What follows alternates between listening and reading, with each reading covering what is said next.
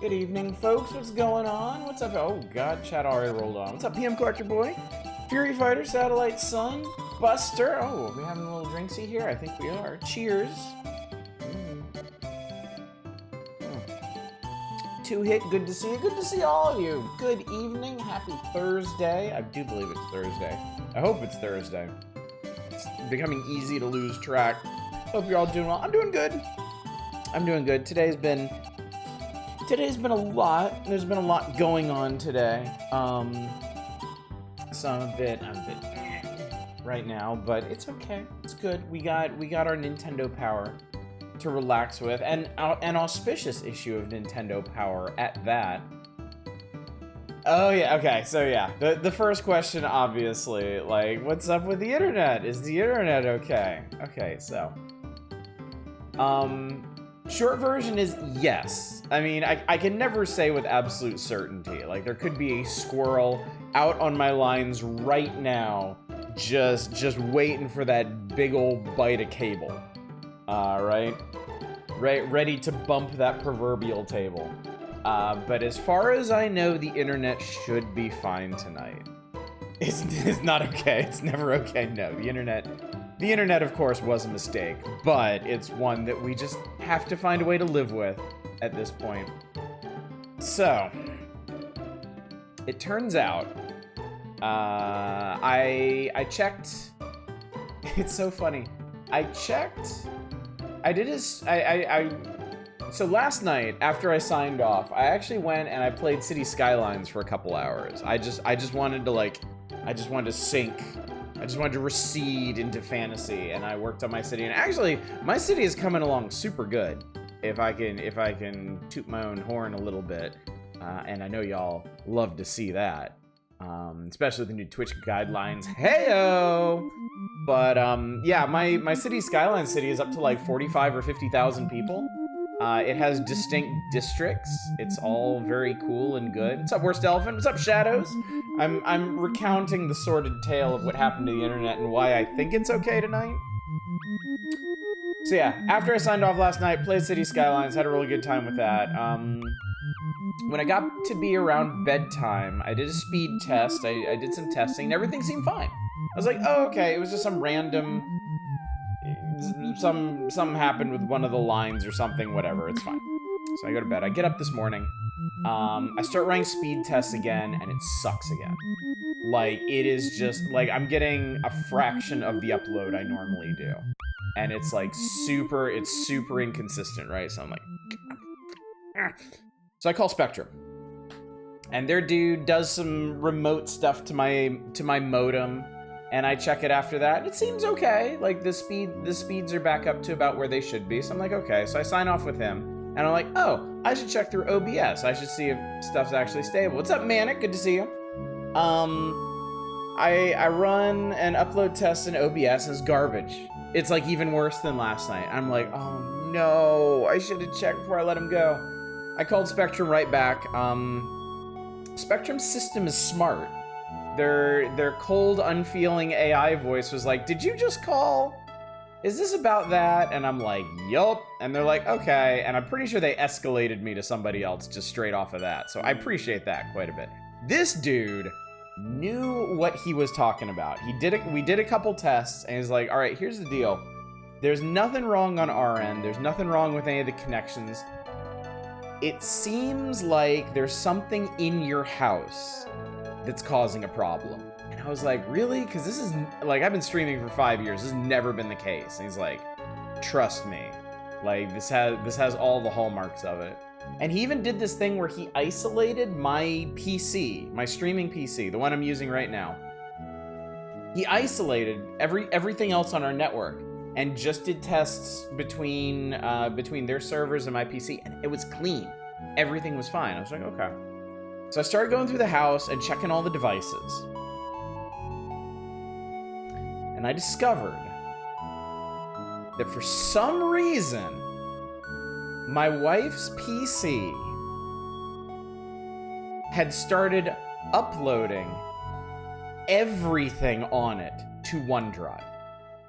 Like, everything. It had consumed everything from her desktop, from her documents, from her media, from her everything. And it was shoving it all onto OneDrive. And it had been running this 100 gigabyte upload since last night. And that's what was killing my upload.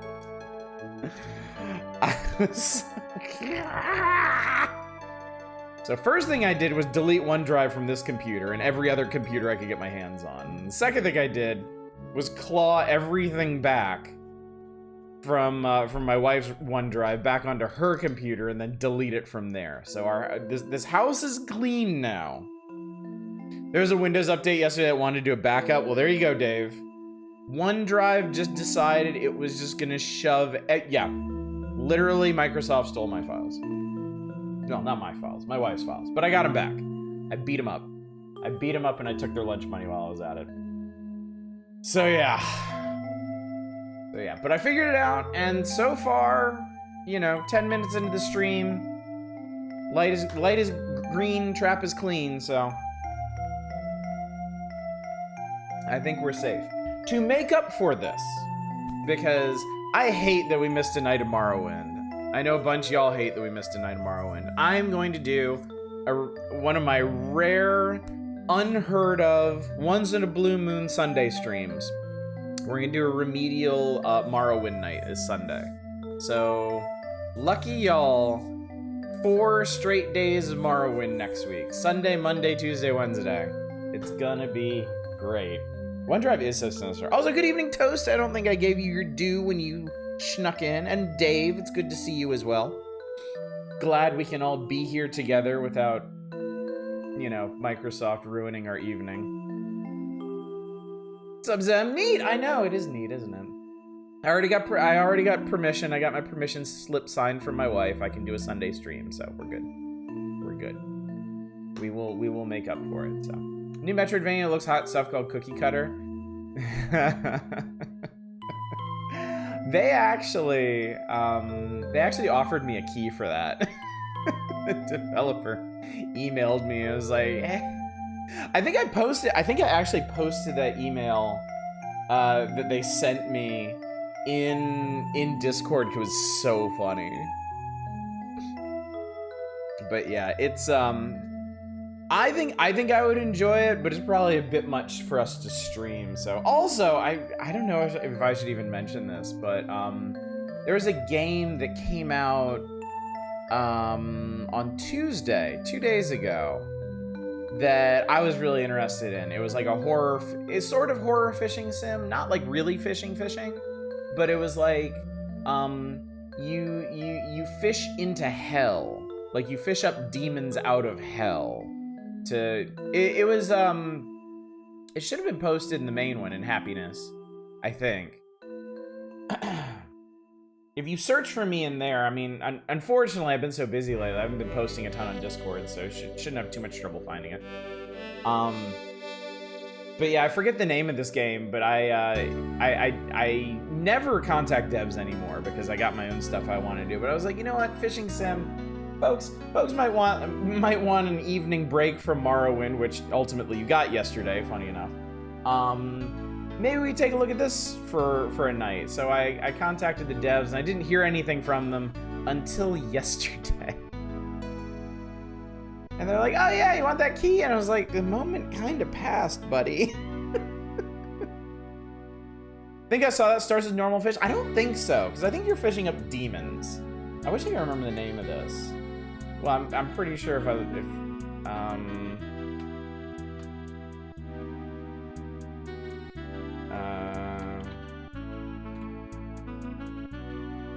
on. Trying to. I'm sorry, what's your problem? Okay, that was definitely not it. OneDrive should have settings. Mine just uploads settings, files, and documents. I've never heard of 100 gig at a time. Yeah, that's because whatever update happened yesterday just turned all of the settings on. All of the settings were off. We never used OneDrive, and then it just turned itself on for like everything. It was very unpleasant. Also, I know it's kind of borked because I went in and turned off everything and it just kept uploading. Like, as long as OneDrive was open, I could not get it to stop uploading files. It just wouldn't stop. So, I had to murder it. I don't apologize for that. I don't regret it in the least. Yes, it deserved to die, and I hope it burns in hell.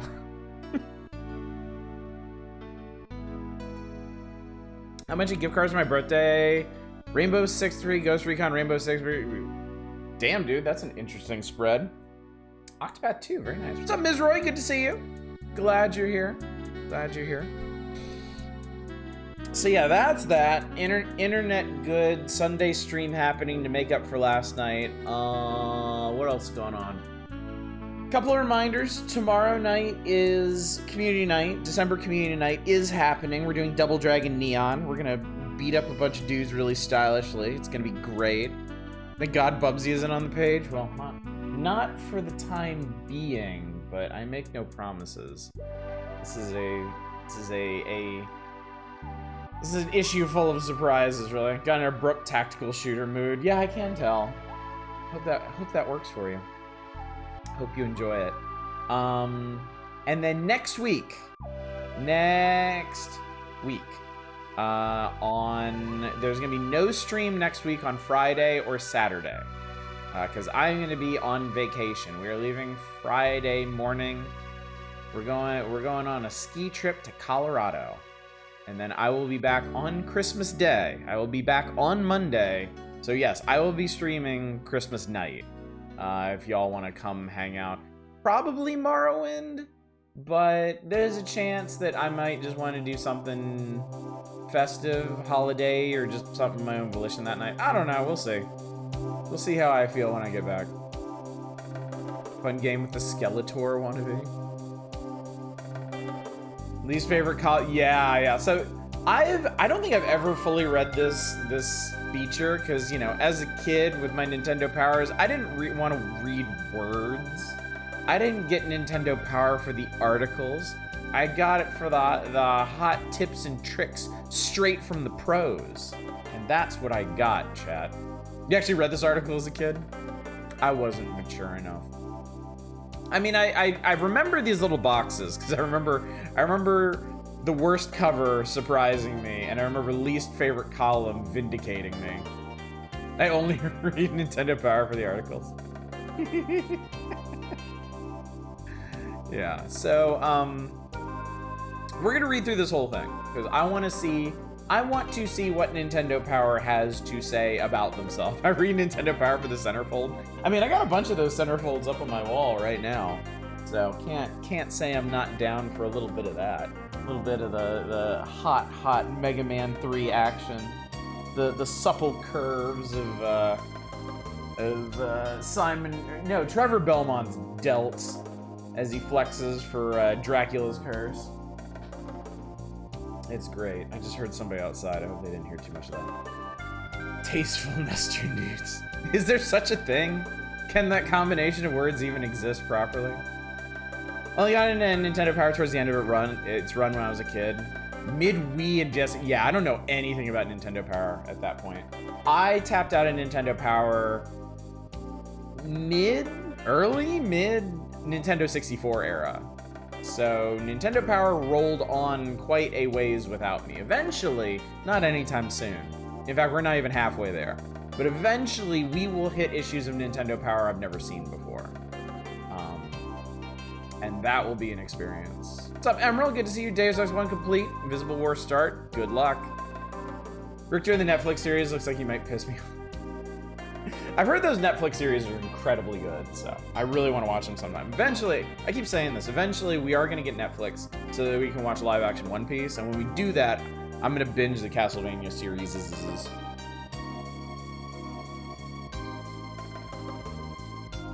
I don't know when that will be, but it will be. It shall happen. Kind of neat feature with 3DS Photo where that caption, the reader base has to submit photos via 3DS or DSi, fit the caption. Oh, that's cool. That's really cool.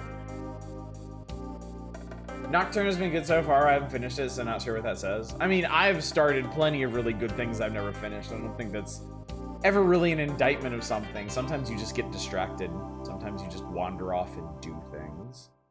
So, I mean, any kind of shiny keys will drag me away. Visible Tweaker fixes a lot of the issues it had unpatched. Scott Pilgrim's also really good. I haven't finished that yet. Yes, I know all about the new Scott Pilgrim, and it sounds super good to me. It also sounds like a litmus test for fans of original Scott Pilgrim to see whether or not they actually understood what the themes were. Because it seems like there's a fair number that don't. Pardon the pain when Scott Pilgrim takes off. I've loved the first Castlevania series. Which Nocturne, SMT3, or survival horror action game? Neither! Castlevania Nocturne on Netflix. To be fair, I'm not convinced the film understood them. Yeah, the film is kind of its own thing.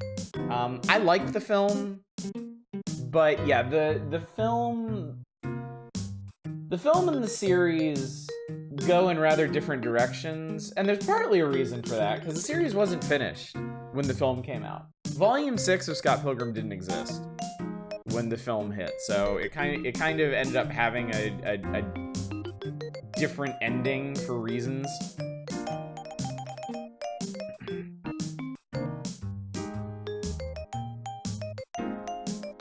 I know, it's pretty messed up, Emerald. It's weird. Film was the best the film can do. Story had so much more to it and so much more depth. It's hard to cover all that in 2 hours. Yeah, that's definitely true. And I'm willing to make a lot of allowances for any film that has to like compress some big sprawling series into just a couple hours. Yeah, it didn't cover Scott's wilderness retreat, self-reflection. There's a lot of stuff it had to skip over, really. What's up, Chaos? Good to see you. Glad you're here. Glad we're all here. Glad we could all gather together and reminisce, not just over Nintendo Power, but over Scott Pilgrim and classic gaming and whatever else.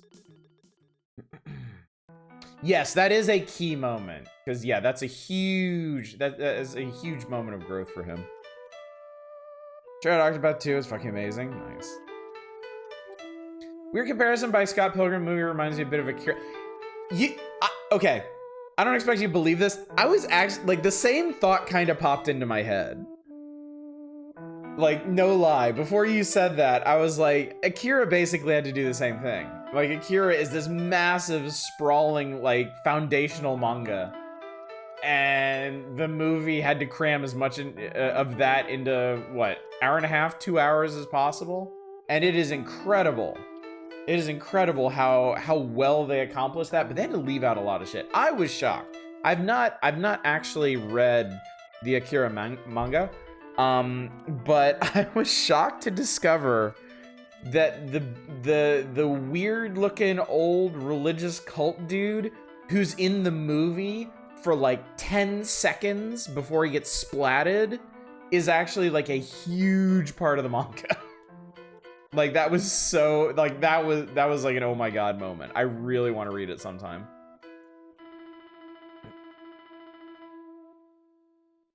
Only goes first to convince me the mid-budget stuff at Square is the best bit of Square.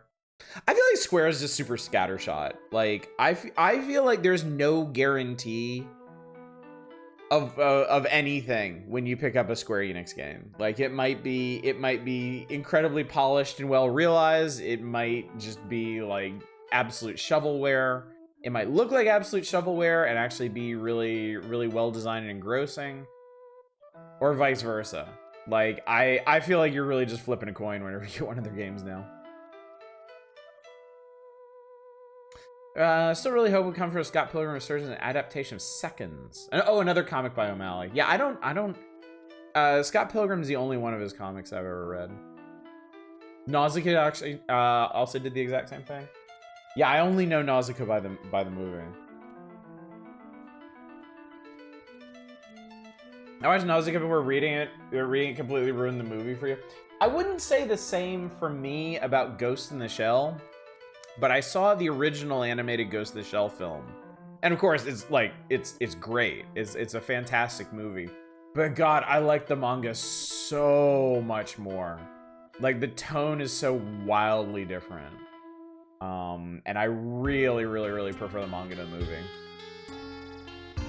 Square, you either get something amazing or the most infuriating, stupid, frustrating thing to play. Square's willingness to give the green light to low-budget stuff like dungeon encounters was the best thing about them. Sad they're making comments about moving away from those. Yeah.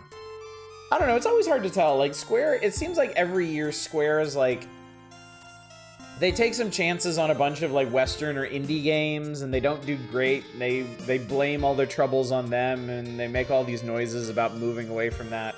But then they keep doing it. They just kind of keep doing it. So I don't know. I don't know if it's really worth worrying about anything when it comes to Square Enix. Just let them do their thing and see what happens. At least we'll still have, oh yeah, we got Saga for days. No kidding. What is this? What is this? What is this? I want to read the Ghost in the Shell manga so bad. People keep telling me every single US localization censors gay scenes, apparently, so. Now I'm trying to remember. Let me refresh myself here. Because I think I know what you're talking about, and I think I know where it is. It's one of the color spreads. Spreads.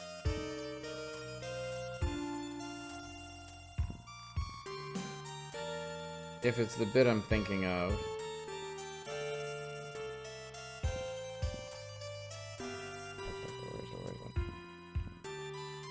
I can't remember what chapter it's in.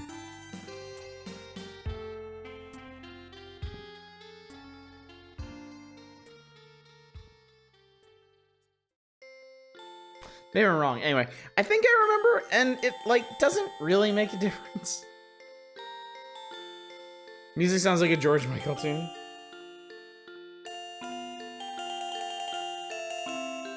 Ah, yeah, okay, there it is.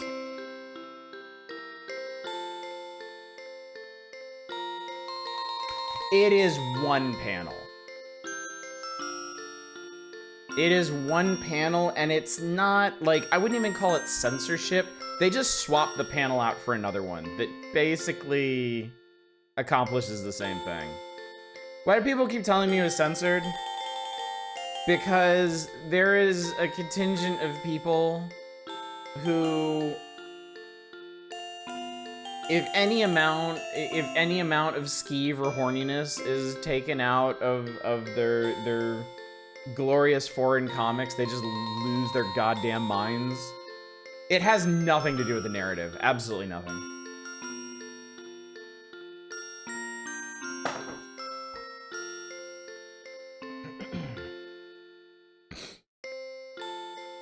Forget, have you ever gotten into Pat Labor? No, I haven't. And I should. Yeah, I know it is. They turns from random gay porn to the scene is still there, but not literally porn out of nowhere. Yeah. The obnoxious contingency. It'd be fucked if I said I still hadn't seen the movie. Nah, it's not that. Yeah. There's too much stuff out there that people have to get to. Somebody asked me what this is. I remember watching that zoom by and I didn't answer, and I apologize. This is gin lemonade. Honestly, one of my favorite cocktails, and it's so simple. It's just 2 ounces of gin and then top it off with lemonade. And it's, you know, it's great. It's great because gin is like this nice herbaceous spirit. It has this kind of like herby, earthy taste to it, which dovetails really well with like the sweet tang of lemonade.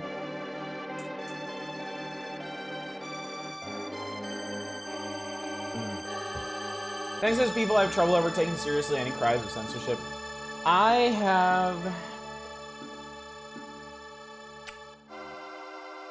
have worked on a game that was seriously impacted by people screaming about what they thought was censorship.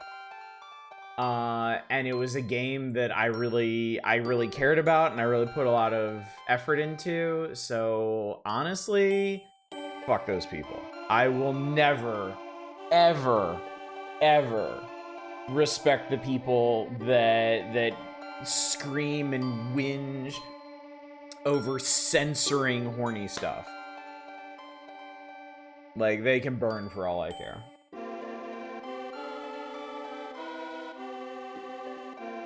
Only time I was legit worried about censorship was anything LGBT related. Yeah, I mean, the problem is you can't trust people like that to tell you if that's actually the case. The movie is a super atmospheric, chill film where the characters mostly discuss philosophy. And the manga is I hacked in my boss's brain and punched him in the face. Yeah. And God, do I love the... I mean, that's, you know, that's a huge oversimplification. The manga actually, I would argue the manga actually goes further into the philosophy of it. Like, the movie is so reserved and atmospheric that I don't think it even gives itself the space or the time to discuss the metaphysics as deeply as the manga does. But the manga also has like a lot of comedic moments that are absolutely great. Yeah, there is no placating that portion of the fan base, and that is the one saving grace, I think, is that companies, when they get burned by people like that, they don't ever try to appease them again. They learn their lesson the first time, and then after that, they just treat them like nothing, which is exactly what they deserve. Like, anybody who's out there, like, screaming about censorship and, oh, you can boycott this game needs to fail for censoring. When that happens, congratulations. You've just guaranteed you are never going to get what you want. Because you have just shown your whole ass to be completely toxic. And no company is going to want to count on you as a customer.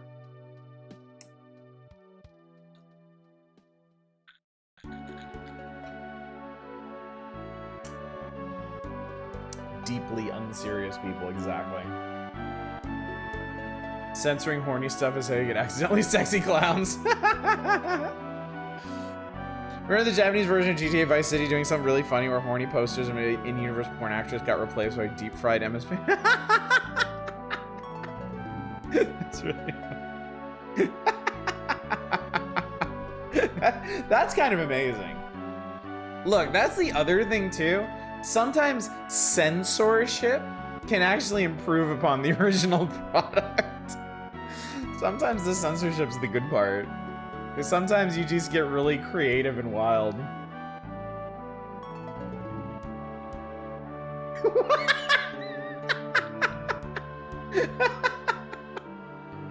That rules. I love that. That's great. Censor me more. Oh my god. Oh, chat, where did we go wrong? Why didn't we just replace everything with deep-fried images of adorable cats? Speaking of censorship, when can we expect an artistic news? Oh man. Censor me, daddy, that's my fetish. What's up, Drake? Now replacing one of the elemental forces of the internet, horny with another cats, is actually brilliant. I know, right? Who can complain about that? Nobody. Nobody. Honestly, people who boycott anything for any reason that isn't important are just petty by default. Everyone complains about pronouns and how to Lynn Acid Dever pissing off every 30-year-old Kingsfield fan. Yeah, exactly. Amazing. Just go off about stuff that shouldn't even be more than a passing concern for anybody. And look what it gets you. Sometimes censorship kind of enhances games. The Nintendo Fatal Frames replacing bikini costumes and shit with costumes of characters dressed as Mario Luigi. Yeah, exactly. Exactly.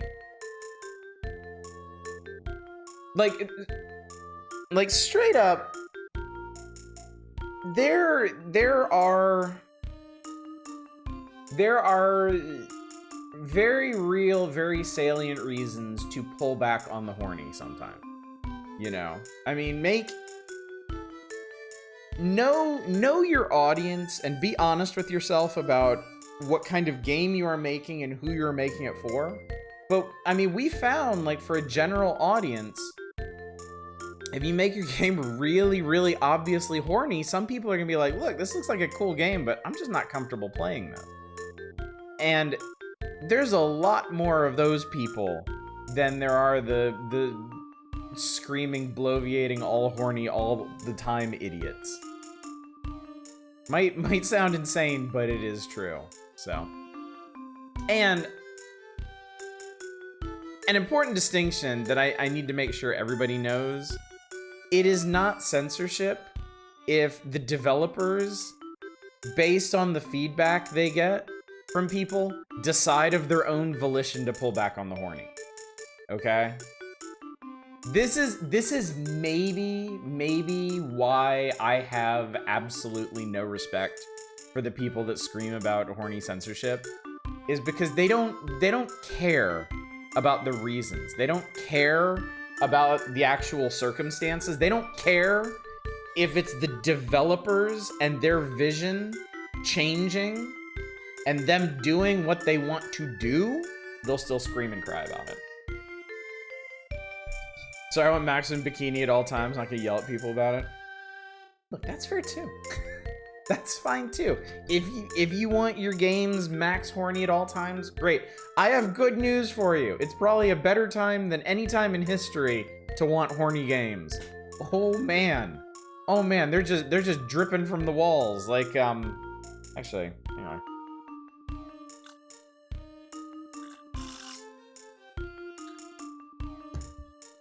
Yeah, they did. There's loads of good general interest games, and there's loads of good horny games, and never the twain shall meet. Like they don't need to cross wires. You don't need to scream about one not being the other, because we got plenty of both.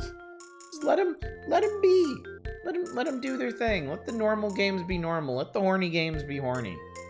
Such differences make the world go round. Yes.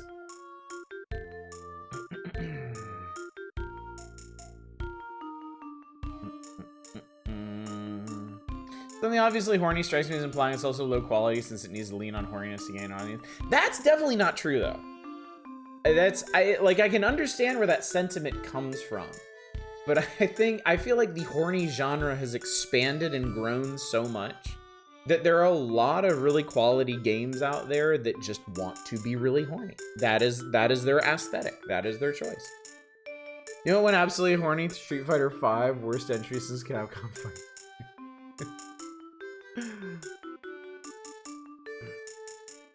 Motherfuckers ready to Cheeto Chuck. The puritanical reactionary secret getting horny about stuff that's not horny at all, like green M&. Oh god, yeah. I mean, there's volumes of that to unpack, and I'm not sure I'm prepared to do that this evening. But yeah. So that Baldur's Gate 3 is also really horny, but also really good. Tasteful horny. There's lots of ways to handle it. There's all manner of ways to handle it. There's degrees, a gradient, a spectrum of horny. Where do you fall on the horny spectrum? So this is the orange one's definitely one of Fox. Oh my god. Shadows is pretty funny. Anyway, chat. Anyway, we've gotten quite far afield, but we have some other reminiscing and reflecting to do. This time on Nintendo Power, which is a, for the most part, not very horny magazine. I mean, we haven't hit the mid-90s yet, but for now anyway, we're still a family undertaking here. So I want to go through this whole article. It's 4 pages. It's these 2 pages and the next 2 pages. I haven't looked too hard to see what games are here, but you know, the usual rules apply. If you see something in the text or in images that you want to request, you can do that. And then we'll go from there. I don't know how long we'll be on here. I don't know what y'all will manage to mine out of this content, but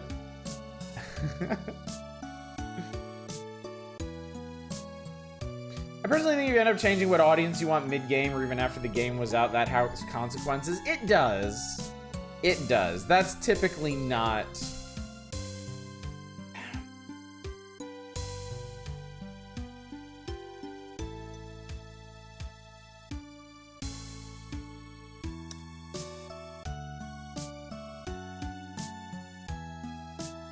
I get it. I think my issue is if you accept that, then you also need to accept that there are games that cannot be localized. And I don't think that's a step that anyone wants to take. Because then you're getting, a lot of that is going to get tied up into the cultural norms and expectations around the world and how they do not match up. And if it's just understood that if you make a game and then at some point pull the horny back, you're going to get in trouble, straight up, you just can't localize something. Like, that is going to limit a lot of markets. And I feel like that's something that actually needs to be pushed back against. Why? I don't know. Maybe I have some vested interest in that particular part of the market. I'm just saying.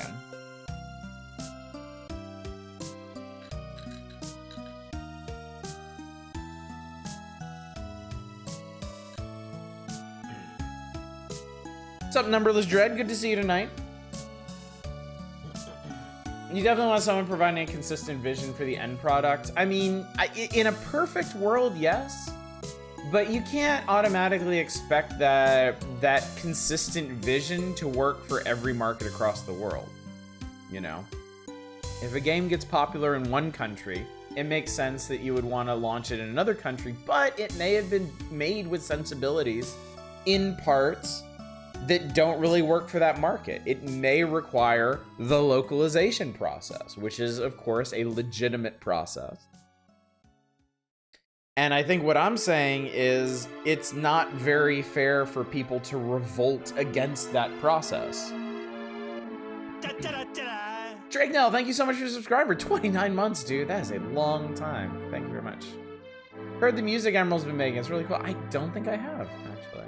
I don't think I have. Anyway, let's get into this article. Let us begin our stroll down memory lane and 50 issues of Nintendo Power. 5 years and 50 issues ago, Nintendo of America brought forth a brilliant idea that has shone brightly over the videoscape like a beacon to all those confused masses of players in need of knowledge. Reminds me of Abraham Lincoln, and reminds me that one of the last episodes of the original series of Star Trek has Space Abraham Lincoln.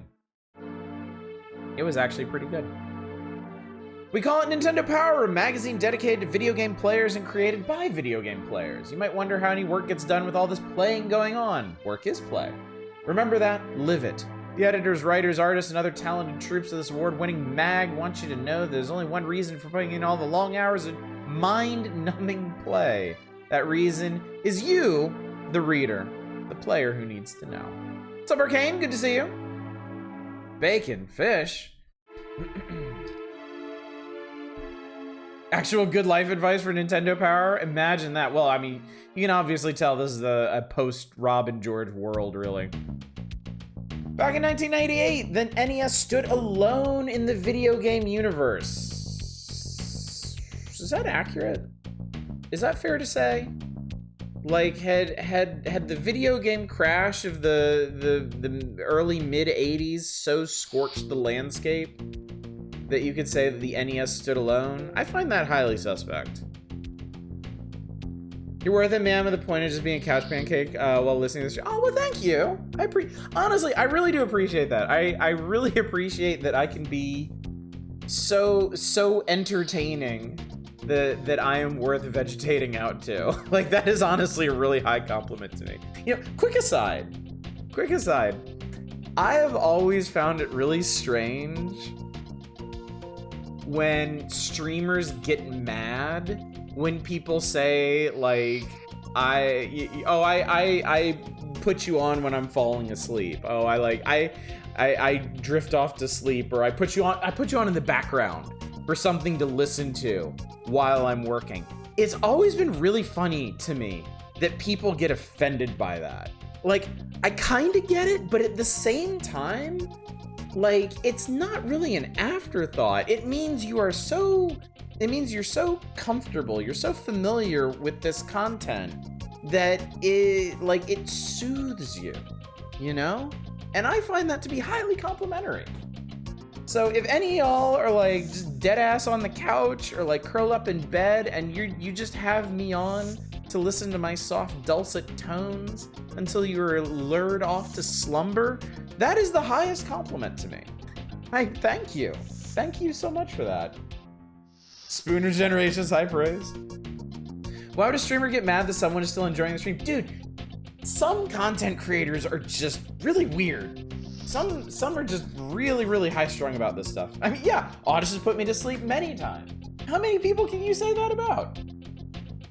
As someone who's in bed right now, you're welcome. I appreciate you, Arcane. Core of it, really good way, but I agree. More chatting engagement that happens, the high on the charts they are. But I mean, even as apparently how soothing and calming a presence I am, y'all chat plenty here, so. It sounds like a them problem to me. If you're not comfortable to people falling asleep listening to you, I mean, maybe you're just in the wrong profession, that's all I'm saying. Mario was earning his second platinum title. 8-bit seemed like a lot. Critics said Nintendo's success was all flash in the pan, a high-tech rock, a waste of electricity. Yeah, right. Since when has fun been a waste of time? But there was a problem. Along with the success of the NES came a flood of new titles. No one except Michael Jordan could afford to buy all the games, and no one at all could afford to buy games that wouldn't satisfy them.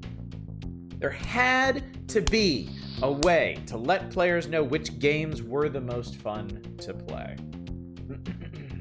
Some people just take it as a backhanded way of saying your stream is boring versus the actual intent. I mean, it's not that I don't entirely get it, but it also seems to me like, I don't know. Like, you might have kind of an inflated opinion of your content. Like, I don't pretend that my stream is anything more than it is, which is a middle-aged nerd just on here rambling about things he likes and dislikes and playing games, sometimes well, mostly badly. Like, it's as important to you as you deem it to be. It's important to me because it's good for my mental health to sit here and do this. And hang out with all y'all, and have these moments of repose and reflection and just decompression, really. But what it is for you, I'm not here to define that. I'm not here to tell you what to make of me. I'm just here. And you're just here. And whatever capacity you choose to be here in, I'm thankful for that. That's all it takes. That's all it is. Kat has decided my back is the place for her to pancake. Sounds kind of comfy, honestly. The reassuring warm pressure of a cat on your back. I like the sound of that, honestly. Our opinions are the right ones. Here's Robin George. Former radio dude, I would have been tickled if anyone told me they were chilling on the couch listening to my show. This girl called me one time, told me her and her friend were dancing in the kitchen listening to your show. That is super cool, dude. That is super, super cool. Just to be able to touch someone else's life like that, you know? Just to have that fleeting moment of impact, I think, is immensely valuable. It's wonderful.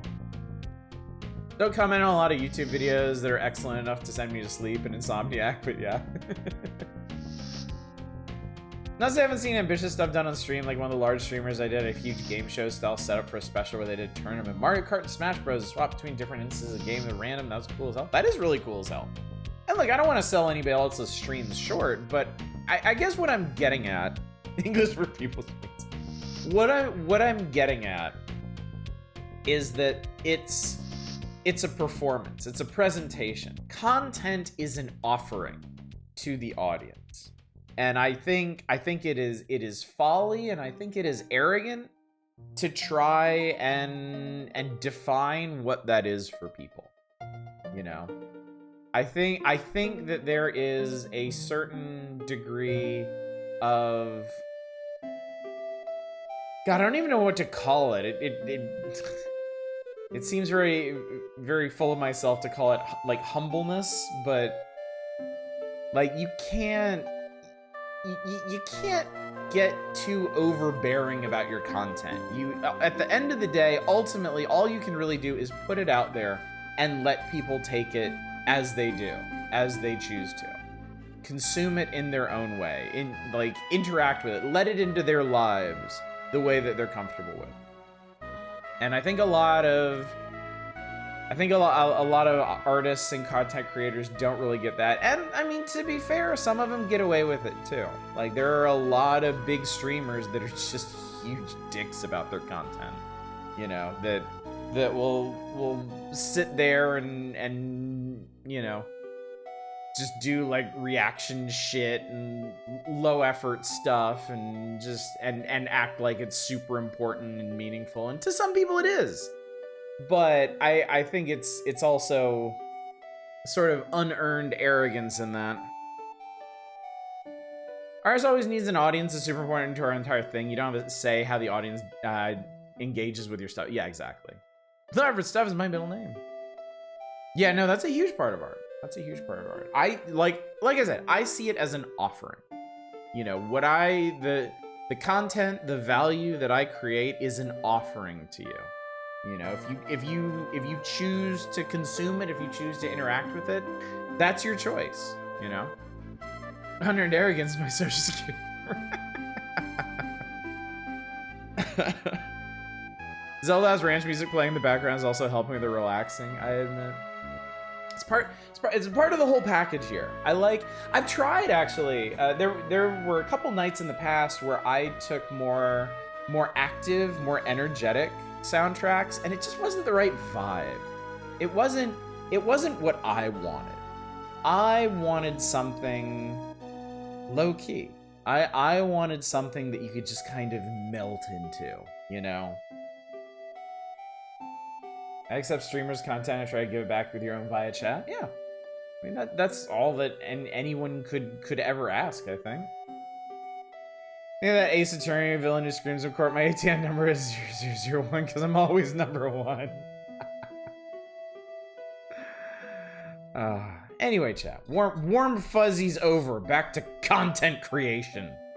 The reason for the season. Back in 1988, a year best remembered for the delay of Zelda 2, Adventure of Link, the president of Nintendo, Minoru Arakawa, had one of his many quiet brainstorms. What if, he thought, I could tell players about the best games and then give them the information they need to get as much fun out of those games as possible so they'd be really happy and, of course, buy more games. Realizing it might be prohibitively expensive to contact the millions of NES owners personally, Mr. Arakawa astutely decided to create a new kind of magazine. It would have no advertising, so... Oh god, that makes me sad. One of the reasons I gave up on Nintendo Power during the N64 era is I started running ads. Spoiler alert. So no one could dictate what appeared in a review. It would have as much color and action as the games it reviewed. He would make it as information-packed as the Encyclopedia Britannica, citation needed. But also make it fun. It would have content, show top scores, do really weird stuff with comics and art. He'd cover every game, but just cover really good games in depth. I would like to point out that this issue has a full multi-page spread on Bubsy. I just want to put that out there. That was the recipe. A staff of game-playing editors at Nintendo got together. Game-playing editors at Nintendo got together and took over the kitchen. Before you knew it, they had lit a fire and were beginning to cook. The ingredients they agreed on were tips, reviews, and special features. Howard Phillips, president of the Fun Club and game master of the Nintendo universe, joined the editors to debate the finer points of naming the regular columns. After rejecting columns with names like Games That Make Me Hurl and Killer Codes from outer space, they ended up with classified information for Secret Stuff, Counselor's Corner for strategy tips, video shorts for all the games that weren't considered good enough for a full review. Ouch. Pack Watch for future games, NES Achievers, Spotlight Player Scores, NES Journal for newsworthy Nintendo scores, and a game tip comic that would become Howard and Nestor. No advertising, I mean, yes, but also not at all. Yeah, I mean, look, maybe I shouldn't, because I despise advertising in all of its forms. I do kind of appreciate the subtlety. Underhandedness, maybe, is a better word. That Nintendo Power took towards advertising for the first decade or so of its existence. I hate ads. Like, I hate ads. I really, really hate them. I am just, at this point in my life, I just despise advertising in all of its form. It just makes me feel really gross and cynical.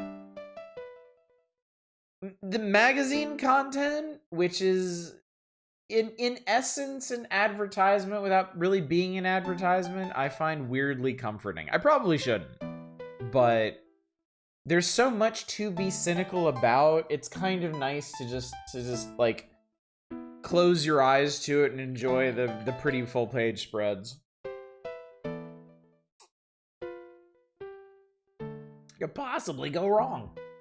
What's up, Bassy? Good to see you. Bubsy is a game of the highest quality. Confirmed. Noted. Did not put this piece of the puzzle together and deduce that video shorts was for games that weren't good enough. I get where they're coming from, honestly, because I have a hard time remembering in the video shorts any games that showed up there that were like real bangers.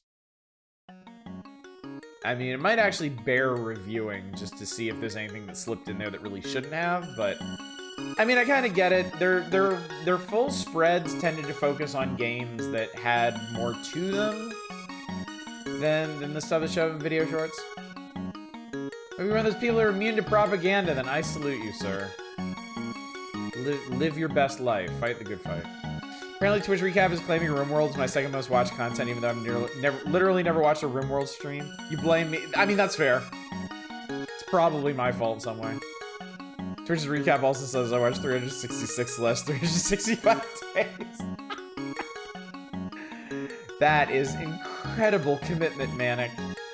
You managed to bend the laws of space and time just to watch more streams. I salute you. Actually, the first comic strip had no Howard and no Nestor. Instead, it featured an unassuming Japanese businessman, Ninja Koike, who fought his way out of video game situations. What a hoot! So Howard did up a rough sketch of a smart aleck kid who figured he knew all there was to know about video games, and thus was born Nestor. You know, N-E-S-ter. I know we've talked about this. I know y'all get it, but just, you know, N-E-S, Nestor. What? With his wise cracks and practical jokes, not to mention the red hair, we always figured there was a lot of Nestor in the real Howard, but that's another story.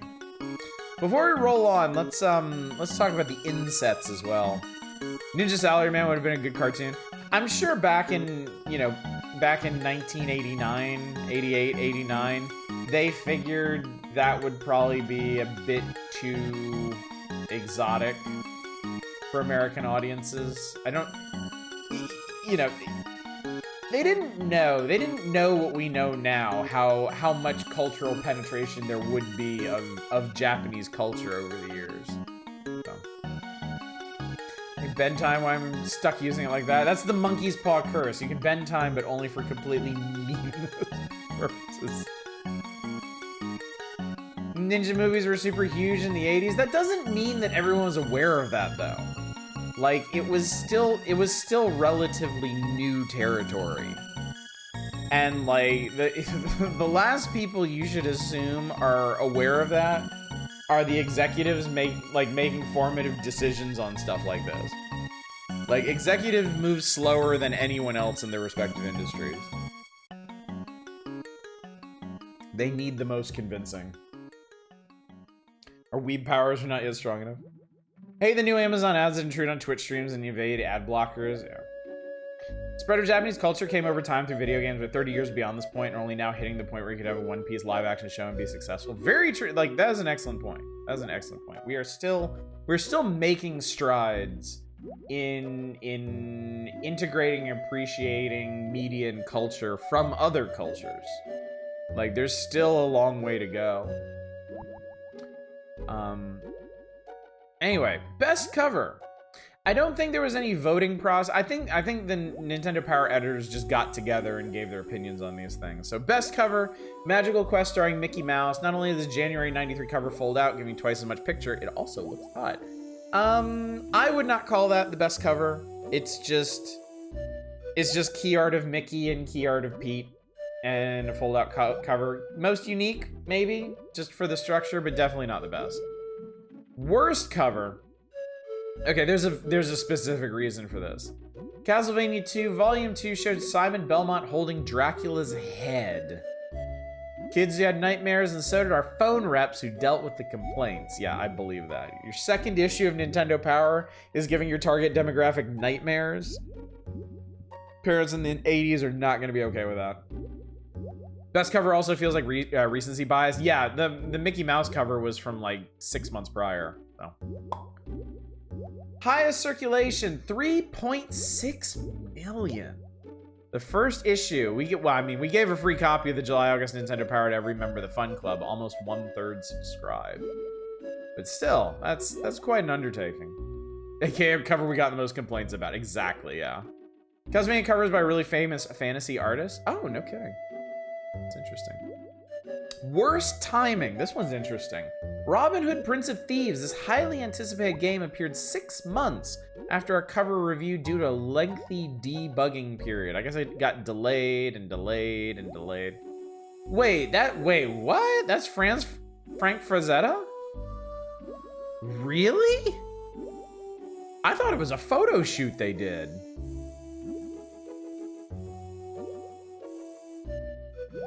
Oh my god.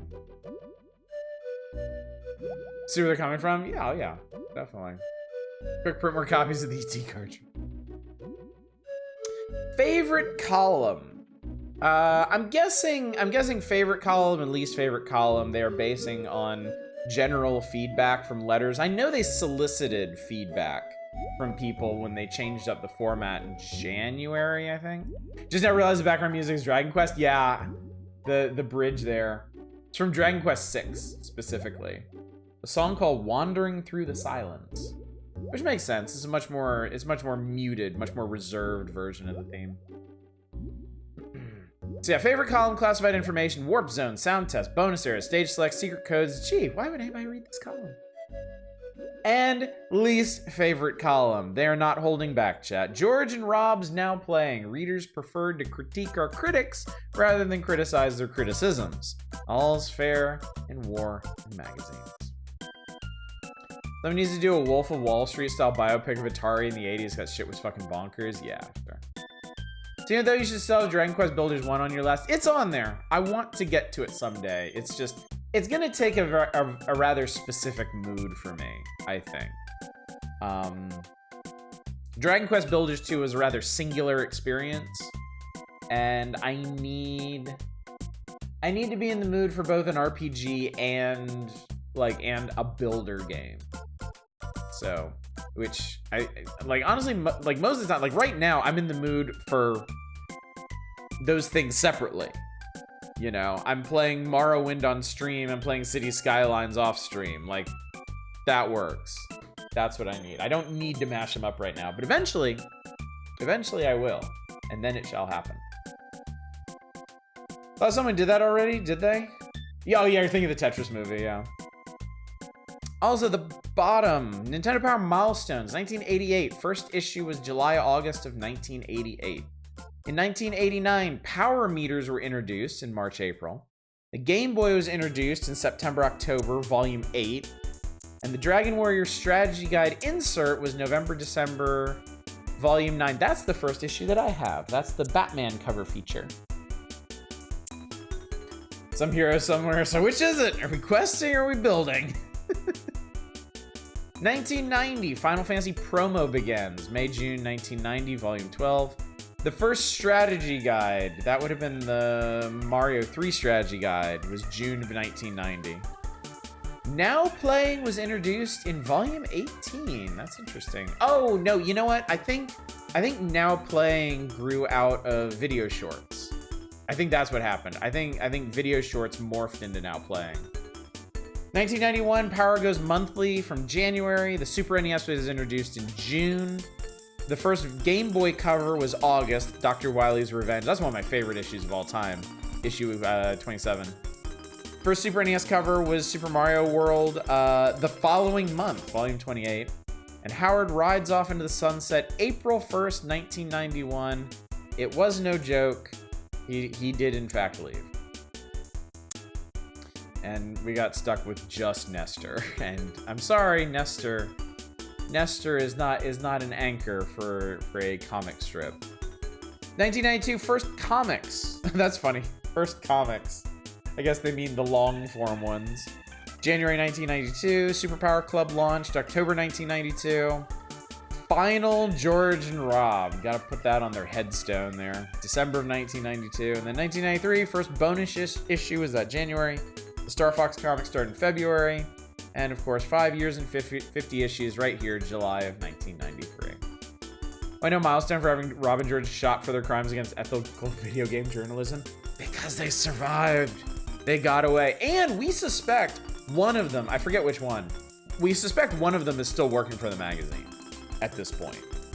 Some of the copy sounds too conspicuously gormless to not be one of them. In those ancient times, back when you could look out the windows of Nintendo of America and watch mastodons waltzing past, Howard Phillips ran around one day asking everyone, what we should call this new magazine? Originally, it was going to be called Power Play, but a computer newsletter had already gobbled up that name. It's gotta have Nintendo in it somewhere, he said. Mr. Arakawa likes having the word Nintendo in just about everything except his food. And it should have power in it too. Nintendo Power seemed to fit the bill. 3.5 million Fun Club members got that first issue for free. Remember the clay Mario on the cover? Super Mario Bros. 2 was bouncing off store shelves. The second quest of Zelda was keeping players up all night long. That's hot. Seems like a billion years ago, but the more things change, the more they stay the same. With the introduction of The Legend of Zelda, Link's Awakening featured in this issue, not far from here in fact. Millions of players are going to lose a lot more sleep. George and Rob tried at The Hague for war crimes, still pending. All right, let's go through these insets real quick. Biggest coverage, Final Fantasy.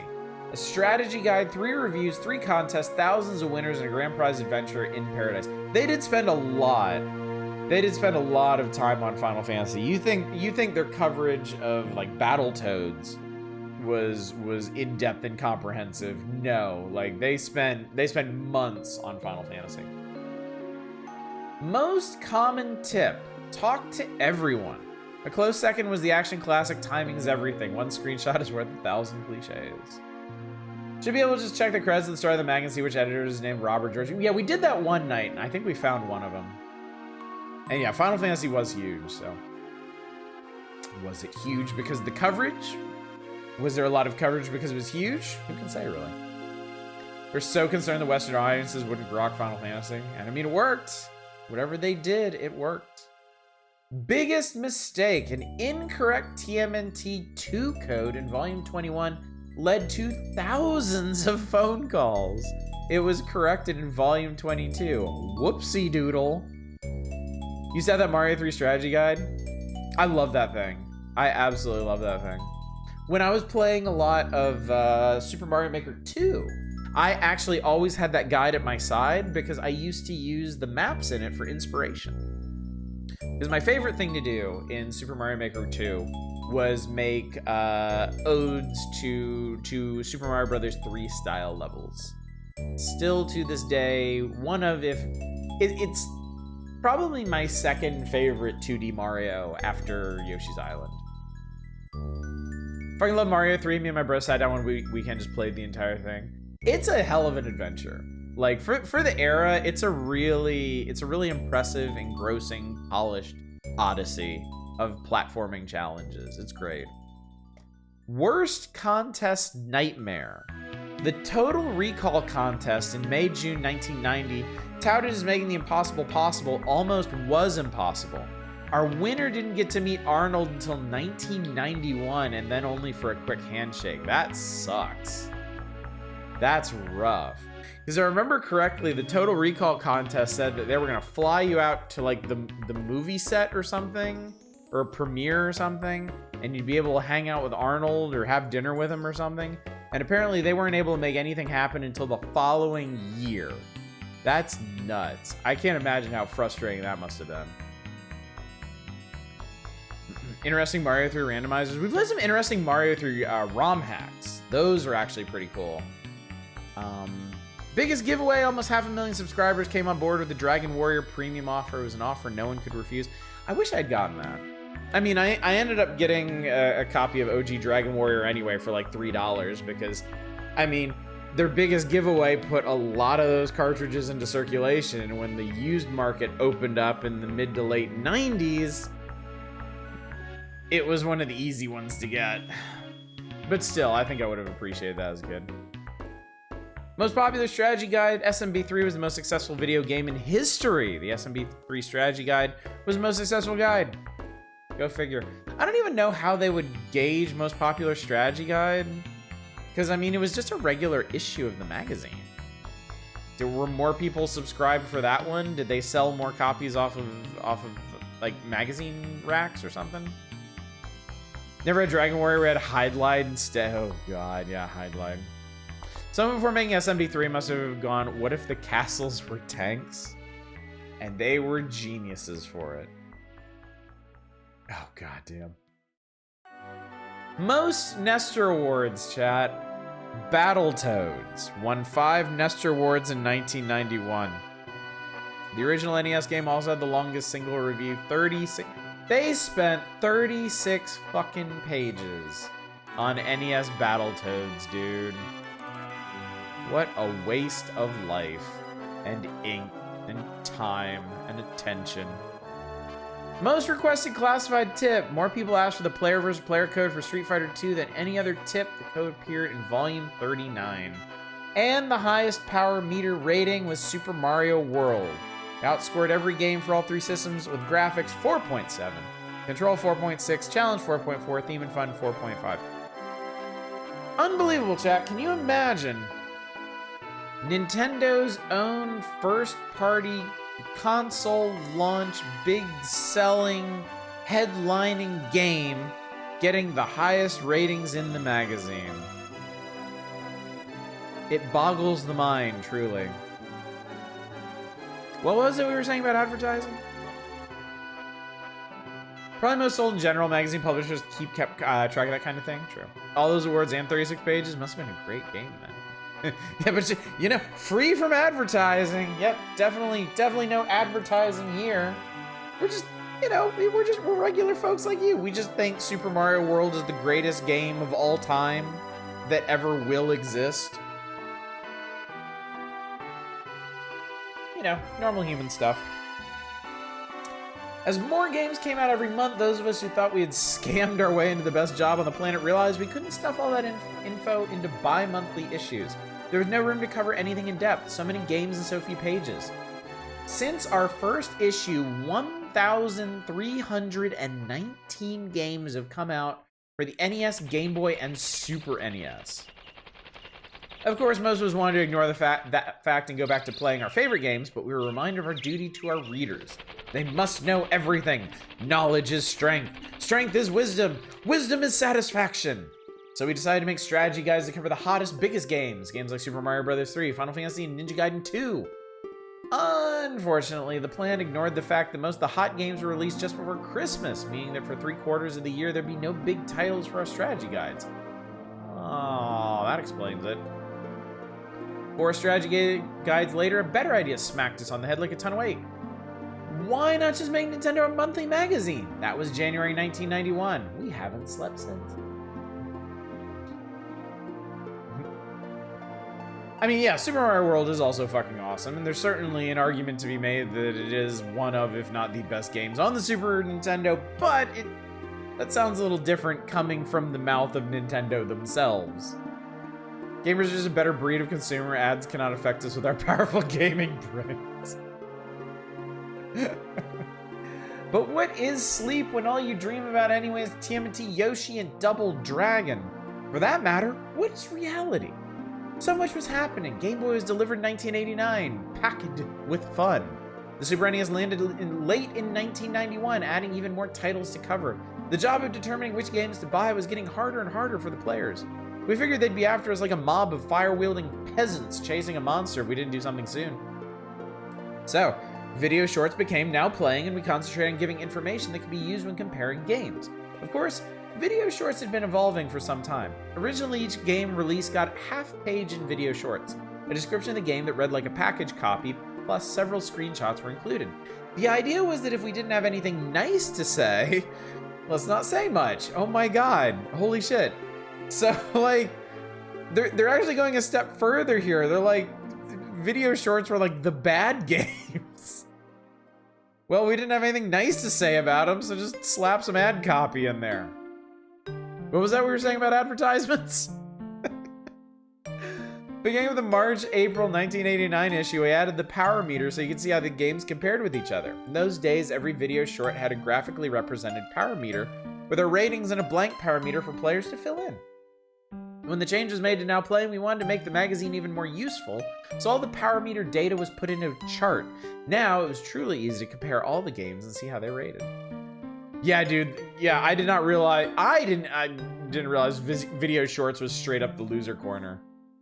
Like, damn. Just coming right out and saying it in so many words. The evolution of the magazine has been a continuing process. Not all of our brilliant ideas pan out. One way we keep tabs on what the readers want is through the game counselors and consumer service reps at Nintendo. The celebrity profile column is a good example of how reader feedback made us rethink what we were doing. It became pretty apparent that only celeb readers were interested in what those, It became pretty apparent that the only celebs readers were interested in were those who were true video game fans. All-stars like Ken Griffey Jr. who has arcade games at home and who takes his home video game systems with him when he travels were a perfect fit.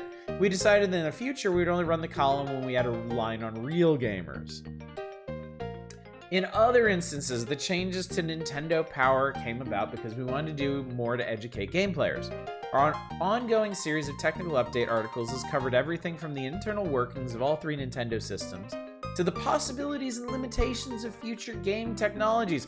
Sega sucks! Excuse me, chat. Something from the magazine just came over me. We wanted to introduce players to the people behind the game, so we began reporting on developers and licensees who made video games, from the magic of Mr. Miyamoto's Mario at Nintendo Company Ltd. in Kyoto to the artistry of Sculpted Software's Super NES games, which are designed and refined in Salt Lake City. I'm channeling that one Copium article they had, like, in the last issue. Yeah, issue 49. Oh my god. Comparing the Super Nintendo and the Genesis. Yeah, please explain with graphs and numbers how Sega sucks. With the introduction of the Super NES, we, the editors, were faced with a dilemma. What amount of coverage should we give to each of the different systems? During the first year, we devoted about 40% of game reviews to the NES. But as the Super NES grew in popularity and the library of Super NES games increased, we could see the writing on the wall. The writing on the page now reflects our readership, about 75% of which own a Super NES. The past year, fewer and fewer NES games have been developed, and more players are turning to the Super NES. That doesn't mean we pander to the masses. Many players prefer adventure games, RPGs, puzzles, simulations, and other categories of games, the most popular action and sports titles. We think quality games deserve reviews regardless of the type of game. On the other hand, games with popular licenses like movie titles or sport endorsements will receive coverage only if the game itself is fun to play.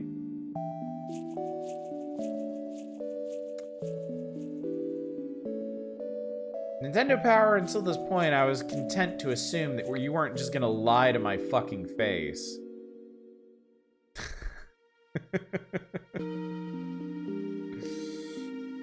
Changes in the mag haven't all been about content columns. The roller coaster design style of the early reviews has evolved into a more organized three-color approach. The teal, red, and purple that designates Super NES, NES, and Game Boy. That's important since so many of our readers keep all their issues in Nintendo Power as a sort of video game encyclopedia. Ooh, me. I have all of my issues lined up on top of my bookshelf over here, like video game encyclopedias. There you go, clearly it's just a bad taste in licensed games. Guilty as charged. Can't deny it. Power matured in other ways too. Oh god, here we go. We, or rather George and Rob, spoke out on key issues. Like whether Vanna White's high school principal was a man? Big questions, no answers, so who cares? The wild stampede of change rode roughshod every... Wait, what does that even mean? Like, what... Is that supposed to be like a deep cut to some comment they made about Wheel of Fortune? Is that something more insane? I don't fucking know. I'm just gonna roll on. Humbly replaced by mathematical symbols, what's good and what's not. Now we leave it up to you to decide what matters. Yeah, I don't fucking know. In addition to giving video game players the information they need to make smart purchasing decisions, we've recently given them the power to act on those decisions with the Super Power Club. the most recent innovation to help players get the most from Nintendo Power. Game coupons that give you a break on the price of hot games add real value to the subscription. The January bonus issue packs in all sorts of added information and features, plus the Power Challenge trading cards are cool collectibles that may be worth even more than the free game packs you can win with a winning set of cards. Yeah, that didn't happen, guys, sorry. Inaugural Power Club members also made out with the top secret passwords player's guide. Although the Super Power Club has met with approval from just about everybody, we haven't always been so lucky. Witness the great comic debate of 1992. I mean, debate between cultured, educated elite and the knuckle-dragging morons. What's up, Vessi? We increased the size of the magazine, include 24 pages worth of comics based on Zelda and Mario games. Mr. Arakawa, having witnessed the popularity of serial comics both here and in Japan, directed us to initiate a new craze that would sweep the nation. You either loved the comics or were a complete moron and hated them, and everyone seemed to have an opinion of what should be done with them. Now that we've cut back to 12 pages of comics, the debate seems to have cooled slightly. The idiots have been appeased. Oddly enough, most of the comics-related mail now comes from readers who miss the Zelda and Mario comics. Case fucking closed. We think the Power Players Challenge is one of the most exciting changes we made this past year. This is real interactive publishing, where players can get involved in the magazine. Since so many games these days either don't include scores or have scoring systems that don't really reflect the challenges in the game, the Power Players Challenge gives players meaningful goals and true bragging rights. The wishful accomplishments granted by technological genies don't cut it with true power players. The censorship conversation has come full circle. Sonic and Knuckle. The last 5 years have passed in a flash of excitement and change at Nintendo Power, but we believe the best is still ahead. The sophistication and creativity of video games increases every year. Remember that this industry is still in its infancy. The future promises vast changes and new directions and technologies. Someday you may have to strap on... I'm sorry. That's not funny. I don't know why I laughed. Someday you may have to strap on an interactive visor to enter the world of virtual Nintendo Power. In that electronic arcade, we'd show you the latest adventures firsthand and demonstrate the best techniques for virtual dragon riding or send you head-to-head against a holographic T2. You realize for a second here, you realize that Nintendo Power is prophesizing the metaverse. But sadly, Nintendo Power did not survive long enough to witness the failure of their prophecy.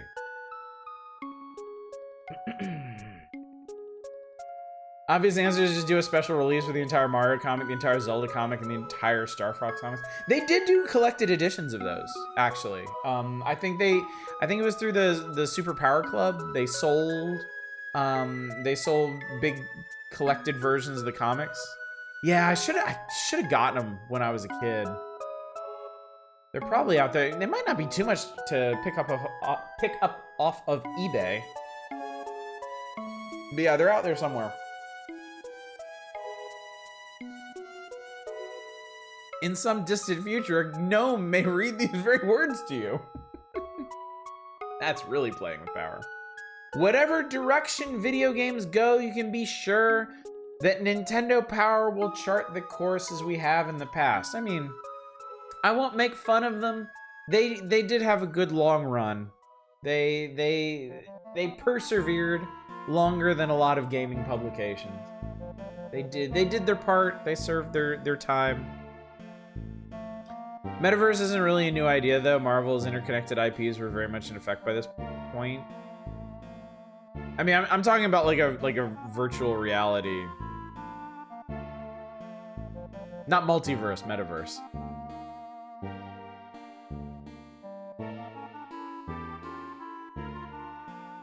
Cash Out barely makes any money. Bungie bird. Oh, you're talking about Destiny 2, right? Oh, Bungie laid off a bunch of people. I mean, it's getting harder and harder to find studios that didn't fire a bunch of people just because their fucking vampiric executives want to pad out their pockets. Sacrificial Toes, thank you so much for padding out my pockets with 36 months. Really appreciate it. Might as well use this free. Yeah, why not? I'll take it. Metaverse, that Facebook thing was DOA. It's wild. It is really wild how badly tech types misunderstood the appeal of VR. I mean, I genuinely hope it recovers from all of this meandering and slamming face first into dead ends. Because there's certainly a place for VR tech, but it's not developing the way it needs to become a more mainstream part of media. People have no clue what to do with VR and annoys you. It should, yeah, it should. Because yeah, the loudest voices just have nothing to offer, really. It's tragic. Those uninspired drivel that basically boils down to, oh my god, I'm first person of hands. Yeah. I mean, VR still has some very fundamental hurdles to overcome. Namely the comfort factor. The comfort of wearing a big VR headset for more than like 20 minutes. The comfort of like jumping and flopping around in room scale VR. Or even in just normal seated VR, like all the additional actions expected to make with your hands and whatnot, and how exhausting that can be as compared to normal like media usage. Don't watch for VR to come to fruition anytime soon. Everyone's tightening their belts and sticking with sure things. It'll be a while before someone takes that leap forward. That's a good point too. The way the market is kind of contracting at the moment is not leaving a whole lot of space for VR to advance. It's still very much a premium niche product.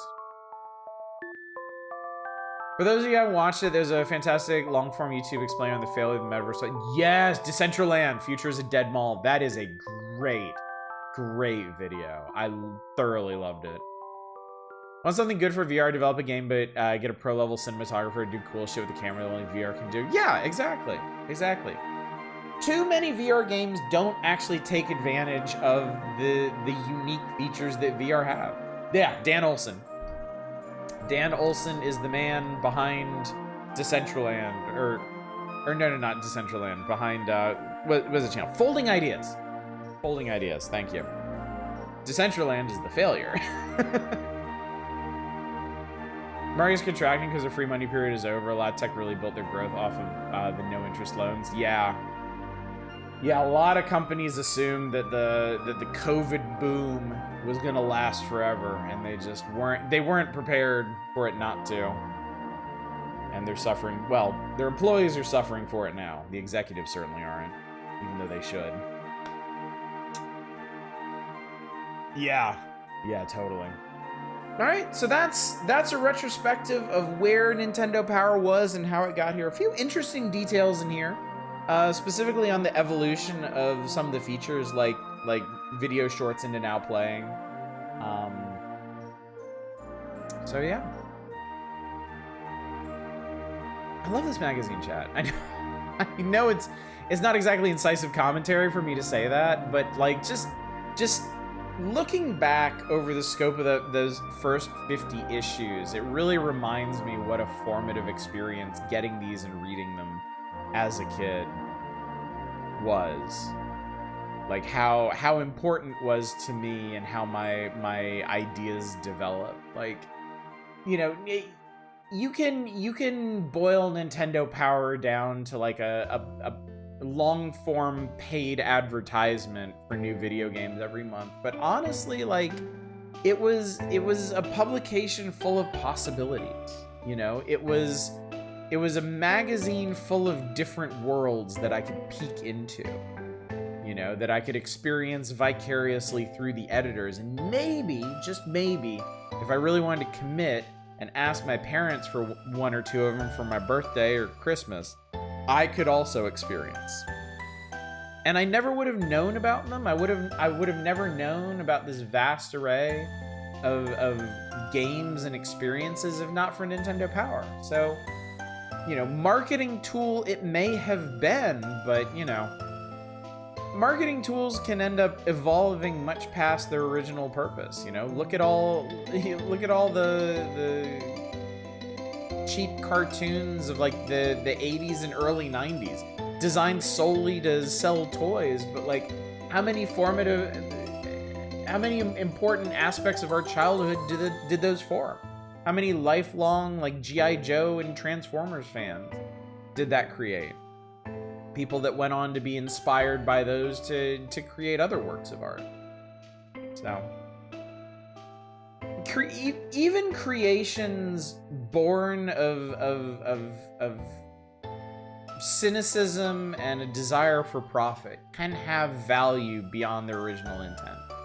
And that's one of the beautiful things about art and the way that we interact with art is that the way that we consume it and accept it can evolve past its original intent. And see how I brought this all the way back to my spiel about content creation and presenting this channel for your consideration. See, it's all part of this great puzzle of creativity. Can't just pay to trigger the nostalgia brain juices directly. You know they're working on that. You know eventually they're just gonna have like hypo injectors of whatever specific dopamine hit you get from playing games you played as a child. Puppet Master Oddish.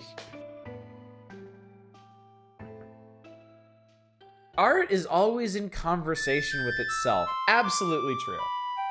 Absolutely true. And that is one of its greatest strengths as expression.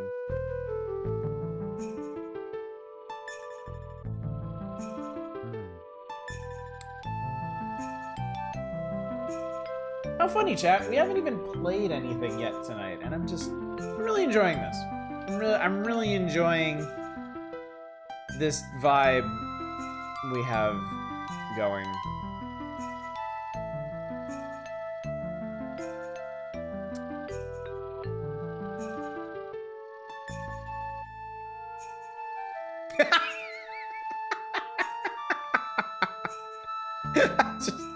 I fucking love it. I'm not doing it. I'm not doing it. We don't have to. I mean, we've already look. We've already enjoyed the exquisite irony of me gushing about how much I'm enjoying the vibe of this evening. Okay. Two hits threading the needle here. That's pretty acceptable. We've already had the delicious irony of me gushing about how much I'm enjoying the vibe and just chilling without playing any games while turning onto this page. We don't have to suffer. And so far we're not. Super Base is loaded, Mechwarrior. I rather enjoy the Mechwarrior game. It's a neat approach. I mean, Mechwarrior is really interesting. It is a really good attempt at capturing like methodical giant robot combat. It has its issues. Certainly not perfect, but I appreciate the effort. Anyway, for Mechwarrior, they're offering an invincibility code, which I feel like you don't really need, because at least what I've played of it is not that hard. Also, I like that the invincibility code is ally, ally, ally, start. Roadrunner's Death Valley Rally, you can get 75 extra lives if for some reason you actually want to continue playing this game beyond the normal disbursement of lives. Mechwarrior says trans rights. What's this Wayne's World? The movie was fun, so the game must be too. Finally made the battle mechs from the Mechwarrior canon in the mainline tabletop. Oh, that's cool. That's pretty neat. Super Base is loaded. Trick Baseball. This code doesn't affect the play of the game. It's a neat trick you can do on the title screen. Controller 1, hold down either the R or L button, then press reset on the Super NES. When the credits begin, you can change the direction of the baseball. Oh, that's neat. We might actually try that. Cybernator has bonus credits. You can double the number of credits you normally start the game with. Hold up L and R and then press start. Wow, 6 continues instead of 3. I think the last time It was a long time ago at this point. Nice try, Fury. Nice fucking try.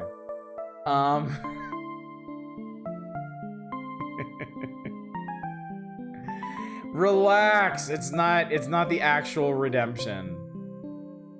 It's a trick. It's a fake.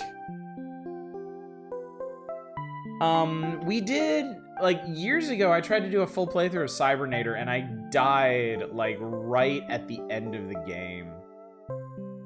Yeah, you can request stuff on this page. Mechwarrior, Super Bases Loaded, and Cybernator have already been requested. So, you don't need to request anything else. But you could, in theory.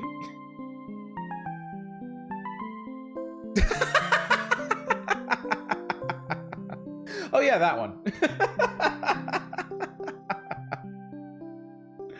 Was he gonna ask for Cybernator? Yeah. Cybernator is always a good decision. I love that game. Wayne's World has a stage select. If I ever wanted to see the other stages in that game, which I don't, certainly, definitely. And then there's a sound test in Prince of Persia. Isn't that nice? Anyway, chat. Now that we're halfway through the stream, I guess now might be the time to play some video games. I don't know. I hear tell that video games are fun, even.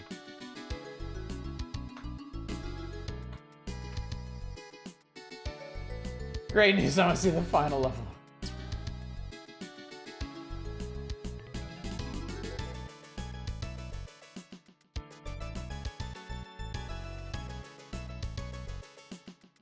Okay, we'll have to come back to this and review the actual code to figure out how that works. No fun when I'm around. I don't mind playing shitty games quite as much if it's a science experiment.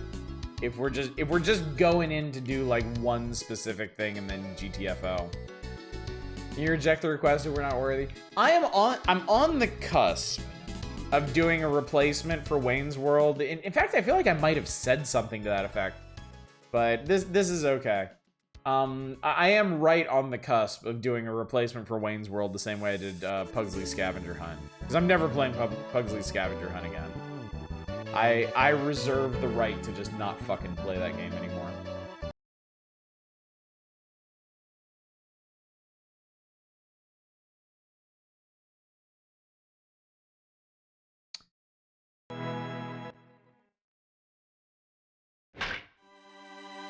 Ball! Those cute little mans. We can just watch, chat. You want to just watch? No, I know you don't. Let's one play.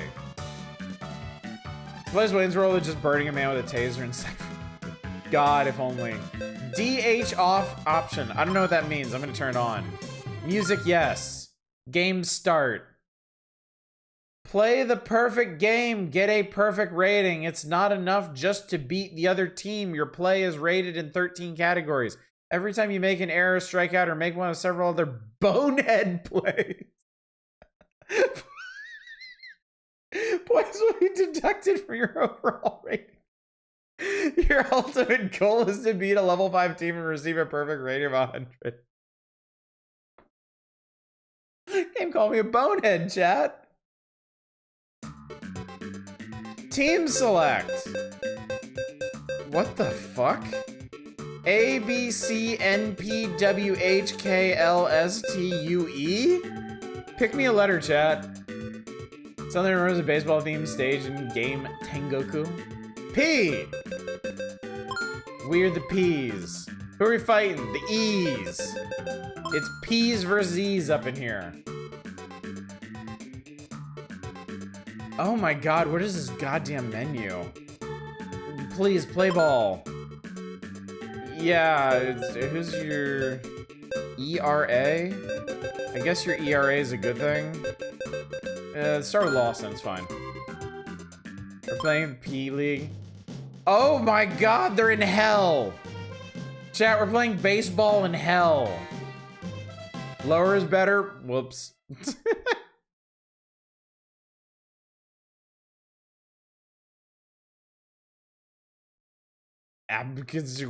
Whoa! Mode 7, holy shit.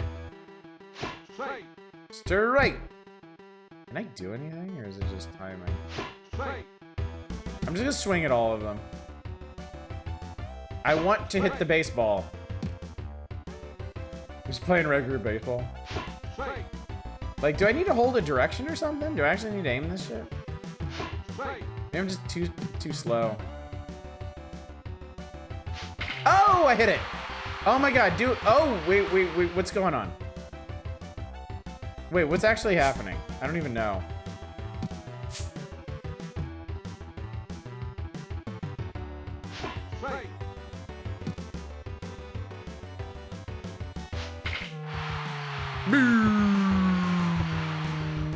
Keep going, motherfuckers!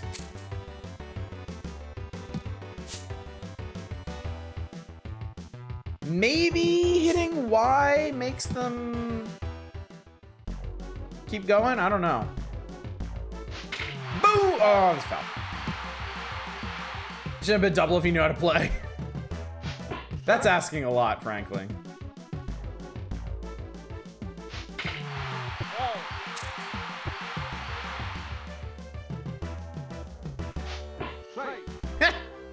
That was terrible. This is a nice looking baseball game, honestly.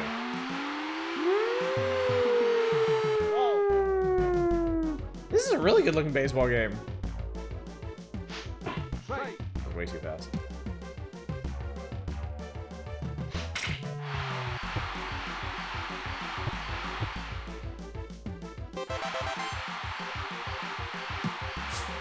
Yeah, I don't actually know how to make them keep running. It's weird. I thought it was Y, but apparently not. Well, we're fucked. That's fine. We got a run. Presentation isn't that far off from what 2K does now for a game in terms of being behind the picture camera. Look at this! This is crazy! This is actually super cool. This is like the first baseball game we played that I'm actually kind of into. That's such a neat effect. I love it. Yep, sports game fan now. Steer right.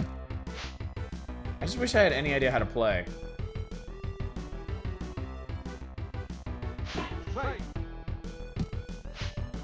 What's up, Trade On? How you doing tonight? Get it! Oh, Jesus Christ. This guy is getting all the bases. Have the base. It's yours.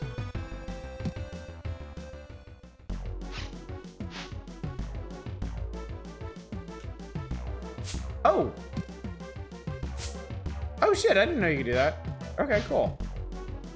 Oh, if the guy, oh, like if the dude's gonna steal or something. Doing good, need some Jill. I did a run of Rocket Knight Adventures. That sounds like a good time. Whoa! Oh. Get the ball, get the ball, get the ball!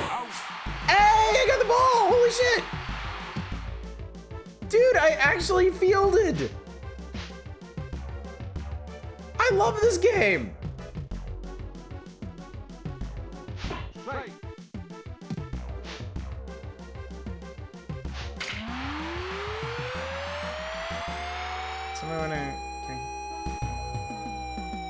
The guy's just freaking the fuck out.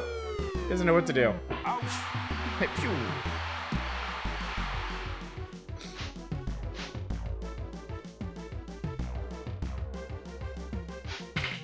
Oh, why did you catch that? Shit! Fuck! That's the slide button. Dude. So like it's kind of all over the place with whether or not their games are high quality or not. This is fantastic. This is super fun. Oh god. Oh what the? Oh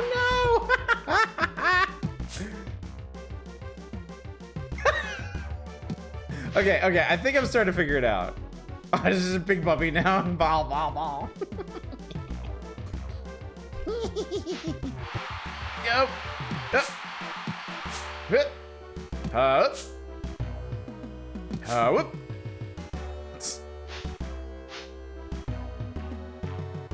Honestly, do it as sort of unique arcade-esque style to them, though.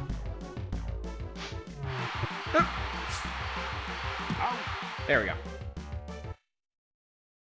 This is really fun. Look at that. It's so cool.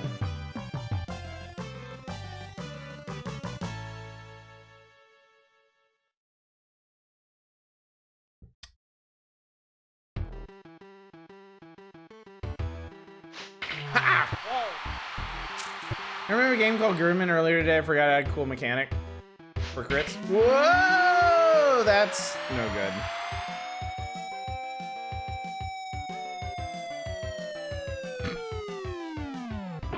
It's kind of hilarious how long you have to wait for that. Just like real baseball.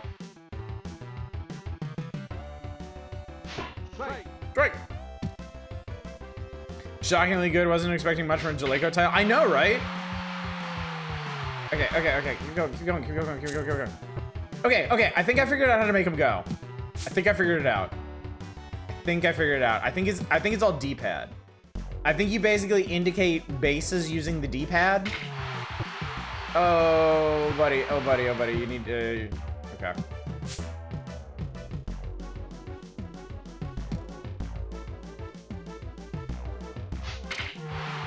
Whoa, Nelly! Look at that shit go! Oh my god, no. Where are you going? Oh shit. Okay, I'm not sure how you command multiple people though, because I was trying to get everybody to run, and I almost made my home run guy run back to third.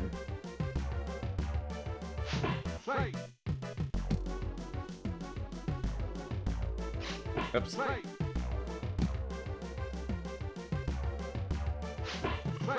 I also really appreciate how little downtime there is in this game. Man, I'm so bad.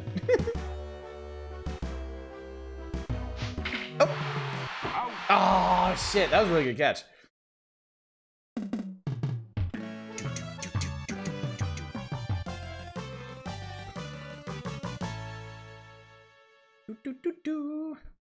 Well, I have consistently been able to score a run each inning, so that's cool. Can I hit the batter, you think? Whoa. I don't think I can. I'm gonna try and beat him. Whoa. I mean, that looked like I should have beamed him. Whoa. Ball, foul. Wow, foul. Strike.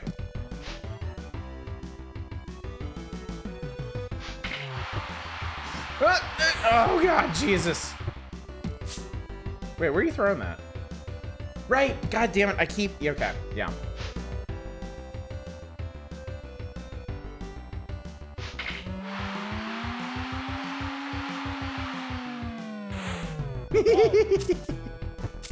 Sliding is fun. I guess baseball is the most exciting sport again. Yep. Oh.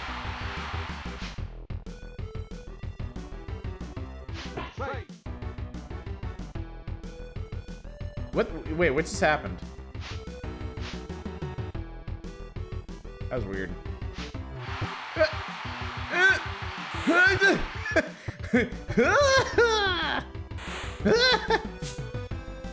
I keep hitting the wrong base, too. I guarantee nobody else on Twitch is playing Super Bases Loaded. Yeah, they're lost. Holy damn. Yeah, this is Super Bases Loaded. You know, it says so down here.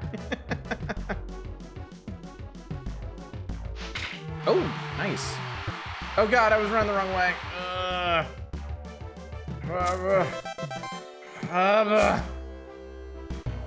No! No one reads, I'll just give up on it. Jaleco managed to get one of the more underrated dev teams to make this. That's super cool. Does this feel like a game you need a manual for? Yes. Yeah, I would. Yeah, there's. Oh, wait. Why'd you throw it? Okay. Yeah, I'm still trying to figure out exactly how you manage your runners. Papa audition slave over a hot overlay for you just in Jar's flower. Lol, if you think I made this overlay. Oh god, I threw it the wrong way. My instincts on the D-pad are entirely wrong for this game. It's so funny. That sucks.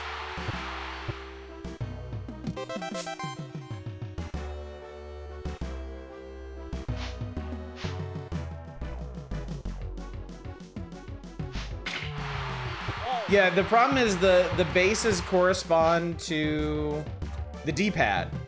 So I keep pushing towards the base that I want based on where I am, rather than pushing the actual like base. Like my brain just can't bridge this for some reason.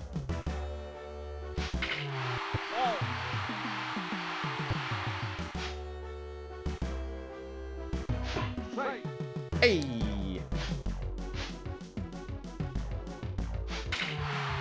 Boom. The music is pretty hype, yeah. Uh-oh.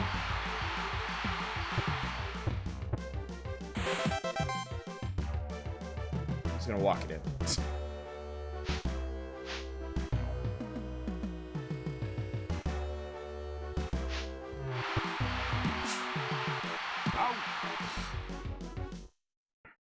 All right, I'm gonna bat one more time and then we'll move on because this is really, really fun. So new trailer for Stalking 2, nice. Very nice. Baseball game out on NES uses the same kind of controls, pretty standard. Yeah, dude, no, trade on. This has a lot of really cool Mode 7 stuff going on.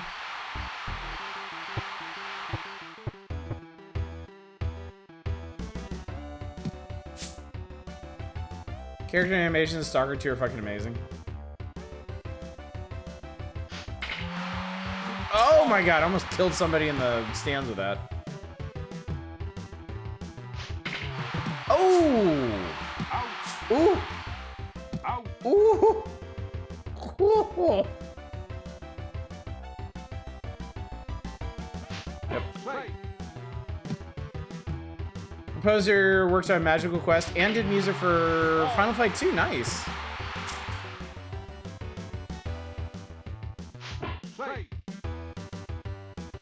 That was a quick hitting. All right, anyway. Let's move on. I think it was... Yeah, Mechwarrior's next. Not looking good for the bees. Does it ever? Does it ever really? Rogue Trader can't wait to make my asshole add Mech Nobleter. I've heard Rogue Trader's really good. It looks like a really fun game.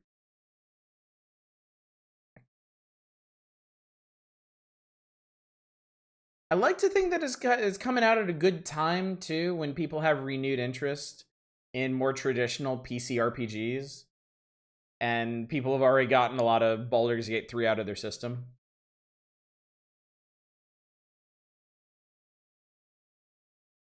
Also an isometric BattleTech game on the SNES. Oh yeah, this intro is pretty cool too. Really nice animation.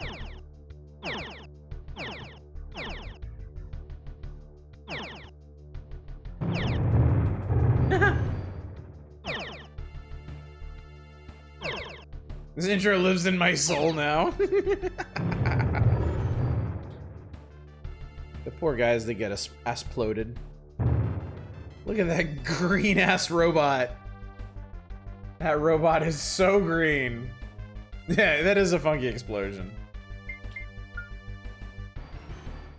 It has taken me 10 years to develop and refine my skills to the point where I'm now ready to face the Darkwing Lance, that renegade mercenary cartel that destroyed my family all those years ago. I may have skipped through the rest of the intro, I'm not sure, I forget.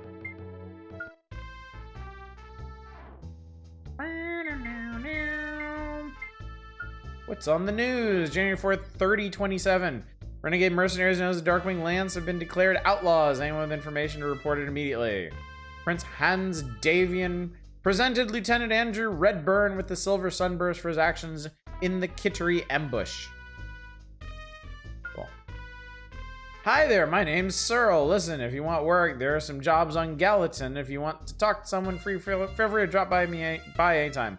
Oh, and by the way, if you hear anybody drop any planet names such as Gallatin, remember them and select a contract with that same planet name at GHQ. It's sure to lead you to more information. Don't rush straight off to fight on Gallatin. Go to the mech complex and upgrade your armor weapon systems. Homing missiles are best. Yeah, they really are. Like, to a stupid degree. They haven't added the mechs from this to Mechwarrior Online yet. The Grand Crusader seems like a gimme. Alright. Mech.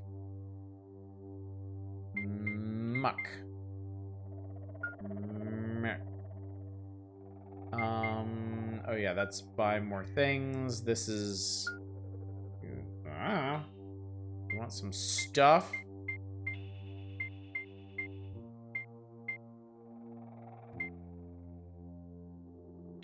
I forget which one is which. SRMH, SLAS, which one is the homing one?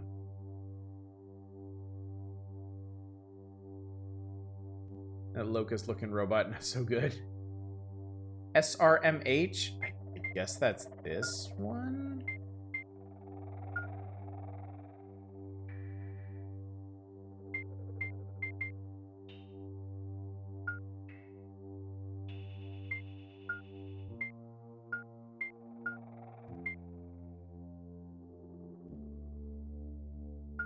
Actually, you know what? Hang on. We might be okay already. This is... oh, no, that's jump jet. Which one is... that's armor.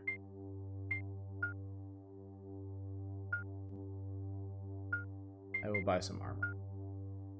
Short-range homing missile and a small... ah, okay. Short-range... okay. I gotcha. I always forget.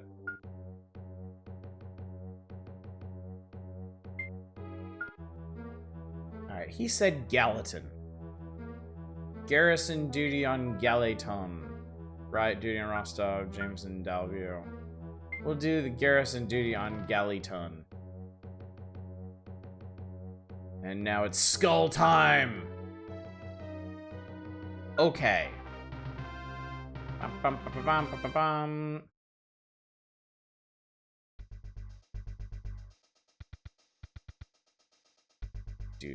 Dude, destroy enemy mechs. Like that one. Like that one right there.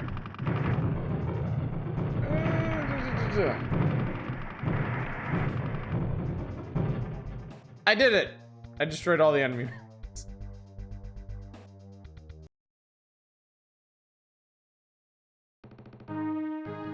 Huzzah! Mercenary for caliber is sure to go far in this world. Yep.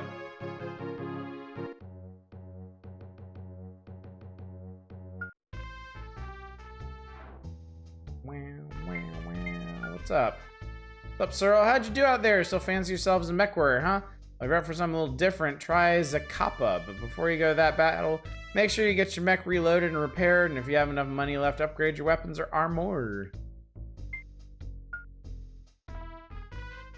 Sholest. Larman Sholest is the name, Harris. Is it? Nice to meet you. I've been in this business for quite some time now. If I've learned that if you're smart, you reap the rewards. But if you're not, you're certainly in for a mighty tough time.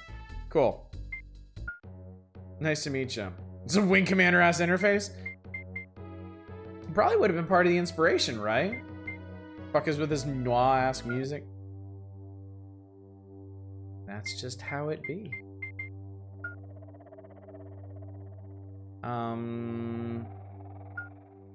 Fix damage, reload missiles, and I think we're good. Honestly. I'm dumb as a sack of hammers, but up to the challenge. I forgot. Oh, he said Zakappa, right? Garrison duty? Sure, why not? So there is one, I would consider one major drawback to this game. And we encountered this the last time we played it. There's a bunch of different planet types, including some really neat looking like deep space missions. But ultimately, every mission is just kind of the same. You land and you shoot mechs. And if you have homing missiles, you just kind of lob homing missiles at them until they fall over. And and that's it. As far as I know, the missions don't ever get more complicated than this. They just, if anything, add more mechs for you to explode.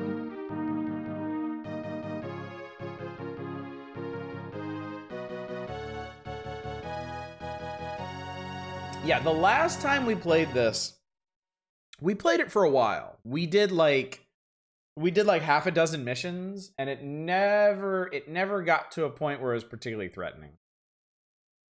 You could say Mechwarrior is a franchise, yeah. You ever tried the other Mechwarrior games? Because my dad was obsessed with the series. No.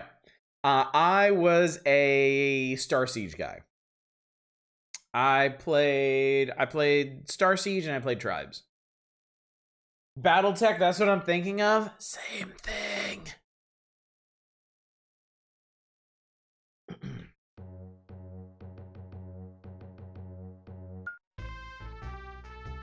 Father was huge on Mechwarrior. So listen, I know you're new around here and don't quite know what to do. I can give you a hint. After completing a mission, be sure to read all the holovids. I know I shouldn't be doing this, but take quick action. Man to that.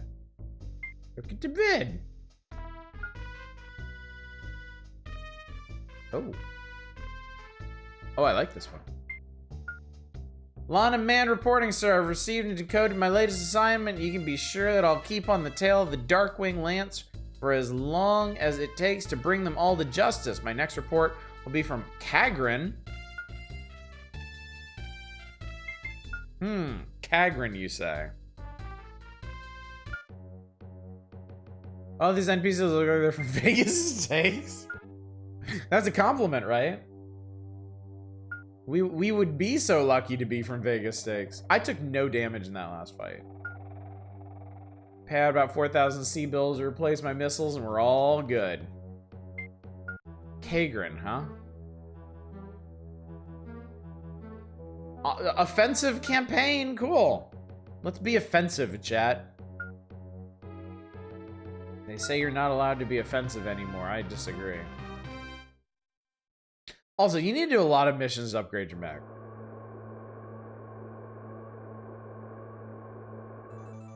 Stop enemy mechs entering base. Like that one.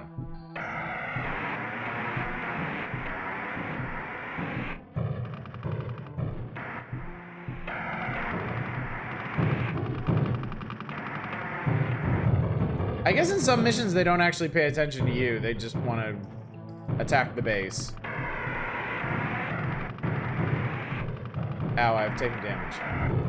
Wow, he tried to fly. That was not a good idea.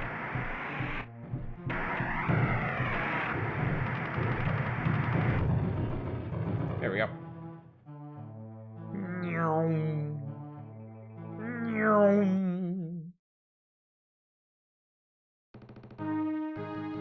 Mercenary, yeah, I sure am. Go far in this world. I go very far in this world. Let's eat.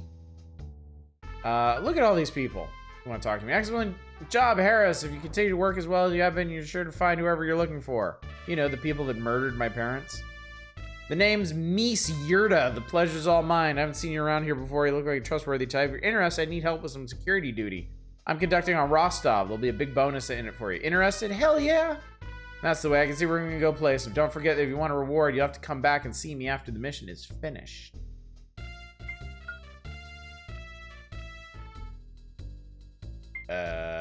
Damn. This is Rodin Wool, boss. I've figured out that the renegade Lance we've been discussing is instigating a recon raid on Zada. Apparently they've already stashed their ammo reserves on the planet. Okay. Mechwarrior will meet out of here. Oh god. Mechwarrior. Alright, let's get ourselves... Let's repair, let's reload. It's a lot more expensive to repair than reload, so it makes sense to just lob tons of ammo at dudes to try and alpha strike them. If you want a new mech, we currently have just shy of 300k. This guy costs 2.4 million. This guy is 1.1 million. Guy's around the same. This dude is 850,000, 650,000. I think that's... This might be the kind... I don't think this is the kind we have. It might be an upgraded version of the one we already have. I know that under damage is supposed to show how damaged you are, but I love how it just says leg LR. Like, yeah, you have 2 legs. Funny that. Funny how that happens. All right, where did that guy say we were doing a mission? Rostov, right? So, yeah, security duty on Rostov. We're doing it. We are doing it. Yeah, I guess that was an upgraded version. But you can also just keep slapping armor and jump jets and shit onto your existing. Oh yeah, this is the cool one. This one's like a deep space platform or something. It's very cool looking. We must protect base. I love protect base. Do not bump base. There's some B's on the map. Oh, I guess B stands for base. I guess that tracks. Would you stop?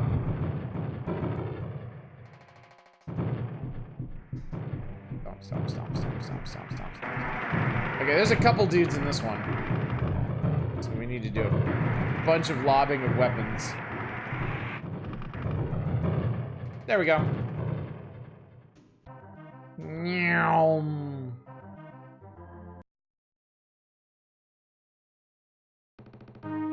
Your gallant bravery and superb fighting skills have won you another glorious battle. Your reputation will last for many years to come or until your next mission is lost. Times this compares to Star Fox in terms of frame output, it's really not that bad. Like, it really is not. For what it's doing, it's honestly pretty smooth. Tell me, what do you think about the political situation in the inner sphere? I don't know. Very round. Great job, Hera. Sorry I didn't make it. Something came up.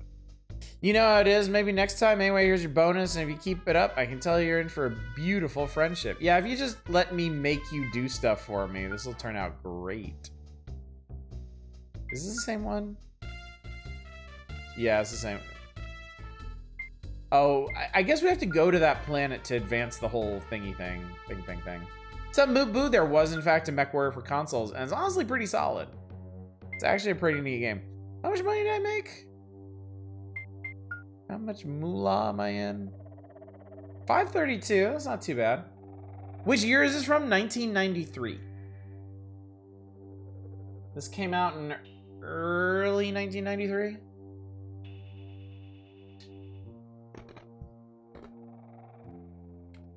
Since you're here, I'll show you one more mission. Just for you, Moot Boo. Just cause it's you.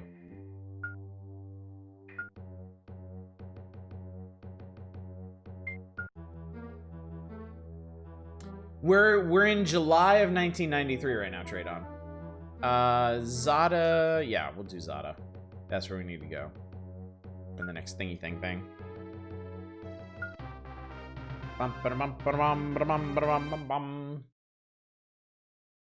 Shoo. So this time we're on an island. Locate ammunition. Well, I'm pretty sure this guy has ammunition inside of him somewhere. Or he did anyway.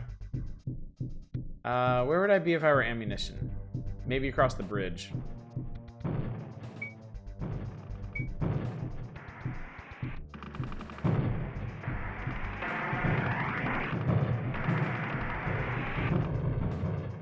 Delete the furtive spatula.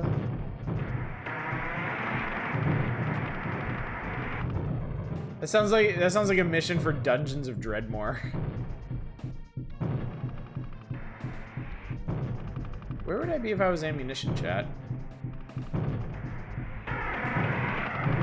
I feel kind of bad for all these guys, like, flying around with these cool-ass robots, and I'm just, like, schooling the shit out of them in my little dumpy thing. How did my mission fail? What did I need to do there? Oh! I've never actually...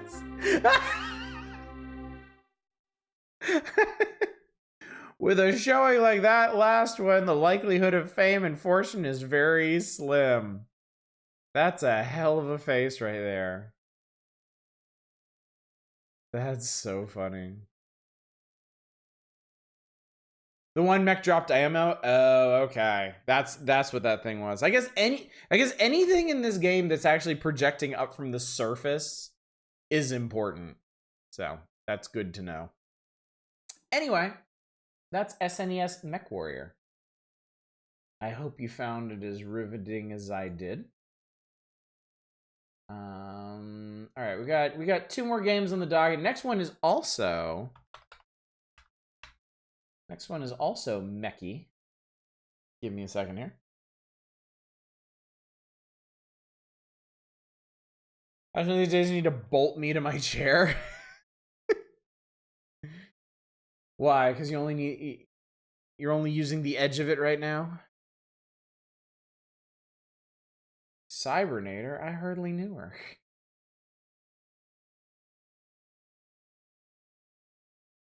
It's a Konami joint too.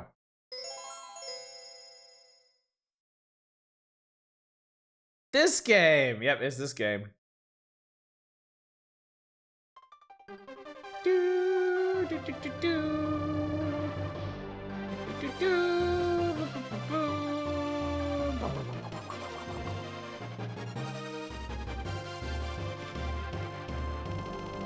Super not Gundam. Just the not Gundam-niest game. The job of destroying the enemy battlecraft was assigned to our platoon. The plan was to use the Versus battlecraft to force our way into the colony and to destroy the ship's engine block. The plan was a dangerous one, and we knew that some of us would not return.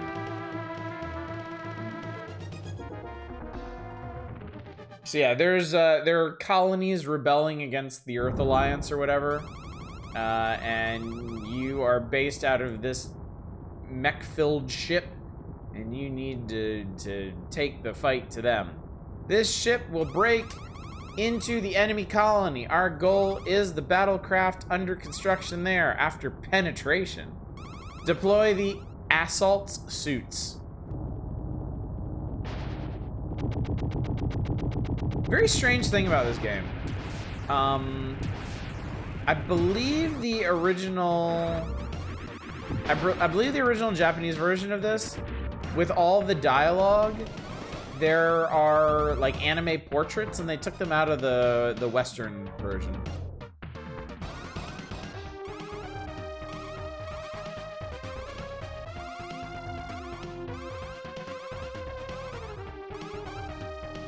Okay, so the Versus dropped us off right in front of this ship's main batteries, which apparently are active, and they totally didn't see that coming.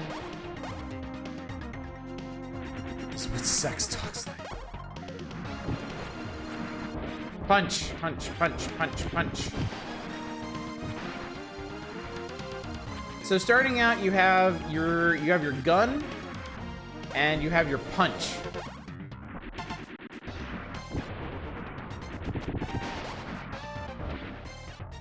Punch is good for getting around the shield, guys. Is Assault Suit's Vulcan related to Assault Suit Lanos? I remember that coming up last time we played this. People mentioning that. God, I thought that was a secret for a second. Every time our publishers thought Western countries were allergic to anime. Insane to look back on it now, isn't it? I'm actually gonna upgrade my punch, because why not? The P's are power chips. The number next to our meter there that says 4 is how many power chips we need to upgrade the weapon to its next level.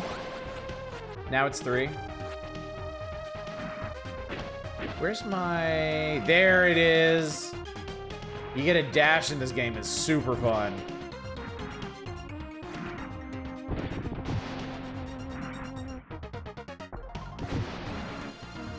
Yeah, P.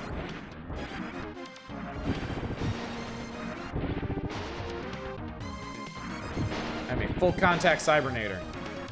Anime is still not popular in Europe as much as in, say, China and Southeast Asia. Punch.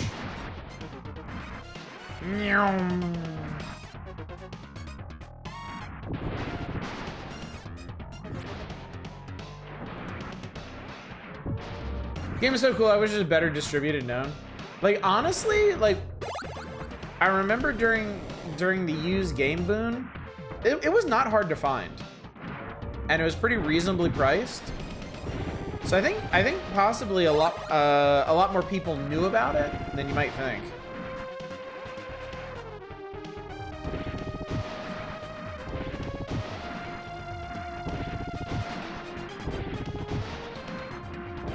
I don't think I've ever predominantly used the punch in this game. It's actually really fun. It's really fun just zooming around punching things. This game was one of the ones I went to go check out after seeing you play it. Can you shoot? Aha, shield. Ow. Punch. Man, if you could just give me like, is that a P chip? It better be. Yes! Big punch. Power punch. So what that did actually is now you see we have like a glowing orb around our punch. We can now like launch like force punches if we let it charge up. I believe there's one more upgrade for the punch. Now we have Hawaiian punch.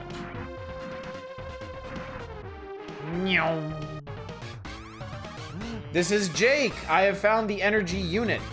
Roger, destroy it immediately. That's an order.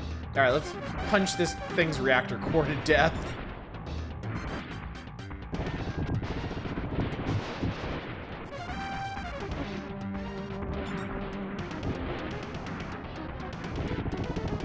Wow, that was actually way easier than using the gun.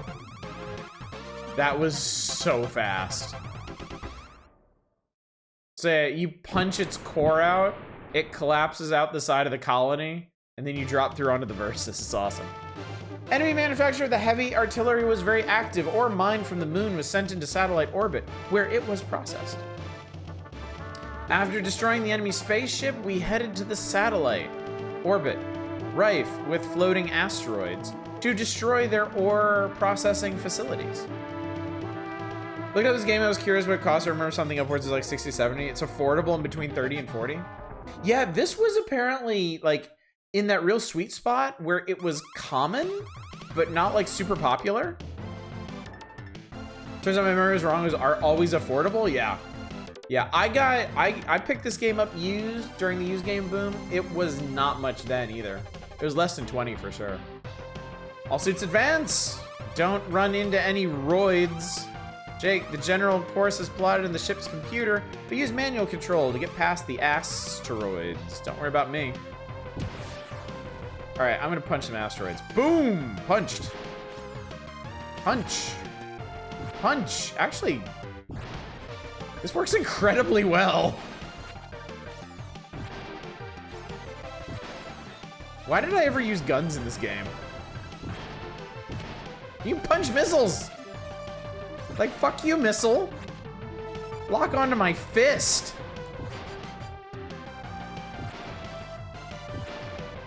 I hate roids. You know, they make cream for that. The only problem is you gotta let it charge up if you actually want to kill enemies with it. And it does have a bit of a delay on the charge. I've arrived at the checkpoint. Boosters away. Roger, advance with care. The 0G levels in this game are really fun.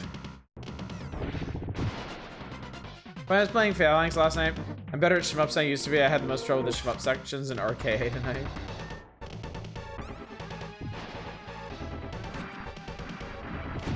Hey!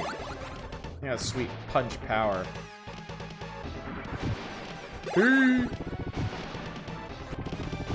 I want max punch.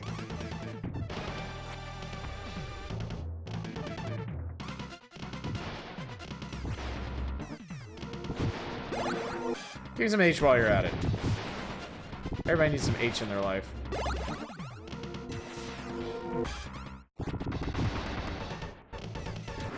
Ah, W is a new weapon. W. Let me grab this. so what is the... There it is. So our new weapon is a missile. Presently, it only fires straight, but if you upgrade it, it turns into a homing... Oh, fuck.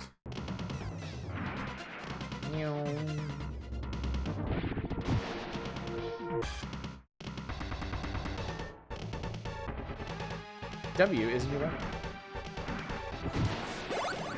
Big if true, chat. Okay, I'm really curious how fast this boss goes down if you punch it. All right, that's it. Huh, what's that? Did something happen? I just got an energy reading from the bedrock in front. It was pretty big. I picked something up there too. I have a bad feeling about this. I'll go and check it out.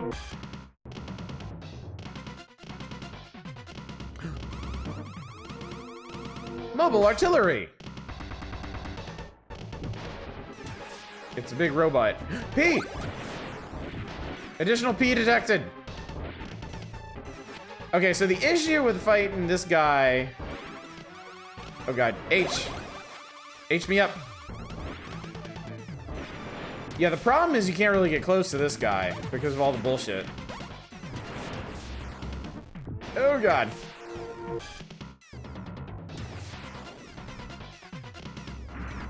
Ow. We are conditioned red, chat. Ah, we're conditioned dead. Your voice acting is horrendous. I love it. Well, I am to please. Oh god, that's right. You have to redo the entire stage. Instead, you be conditioned plaid. Okay, now here's my question. Did I get to keep the P chips, or just does it reset the entire level? It resets the entire level. Oh god.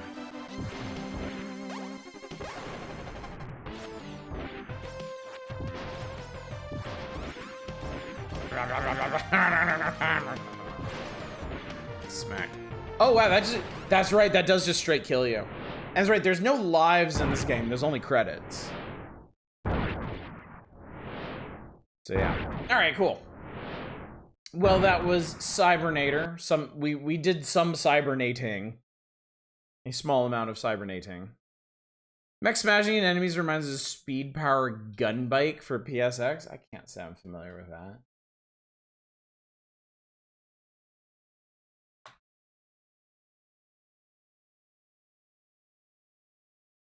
All right, we're gonna attempt something.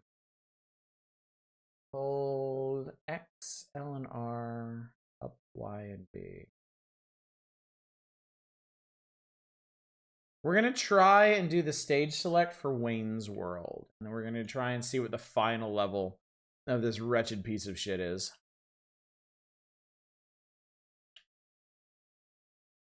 Yeah, once the sciencing is over, all I'm specifically on the hook for here is playing the last level of Wayne's World. I want Orange to voice the most dramatic video game ever as if the characters have no idea what the words they're speaking. That would be really fun, honestly. Okay, XLR release up YB. Somebody put that in the chat. XLR release up YB.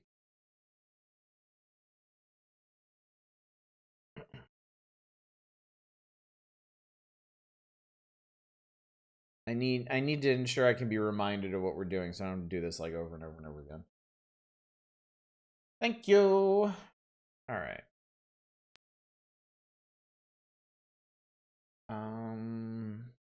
Okay.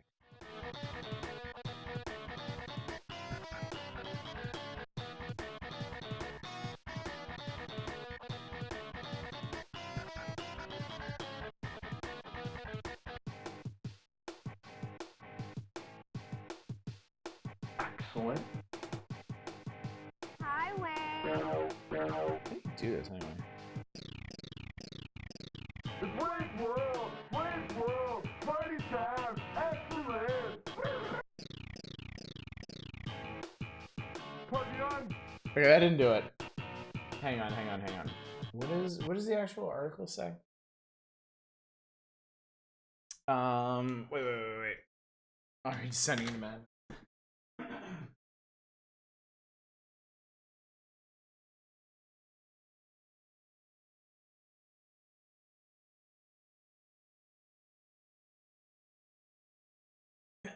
Man, I was just reminded we got some real banger issues coming up too. Let's see.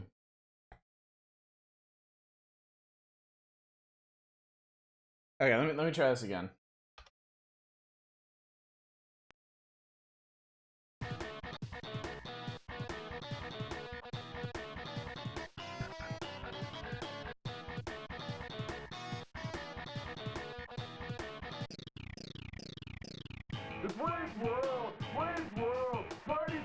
Got it. Okay. Okay, we got it. Okay, 1, 2, 3, 4. So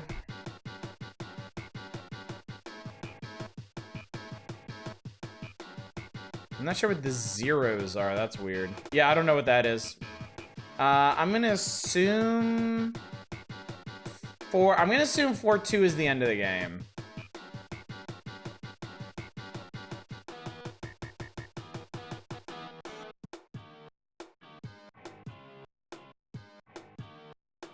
Excellent. What the hell is this?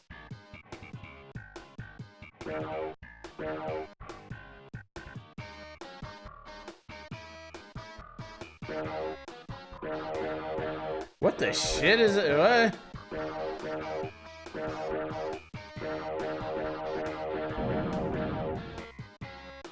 This is the proper way to cast.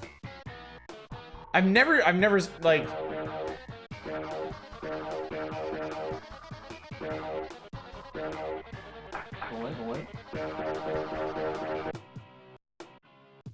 Wait, something's happening. Oh my god! Oh, what the shit? Not. Oh my god. That's right. Isn't the plot of this game you're fighting some like gelatinous cube or something? This looks pretty gelatinous to me. Is this game an LJN joint? Yeah, I'm pretty sure it is. Not.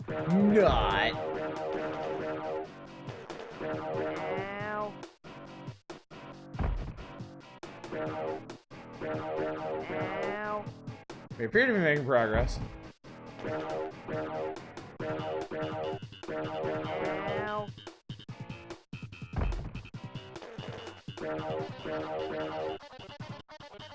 Oh my god.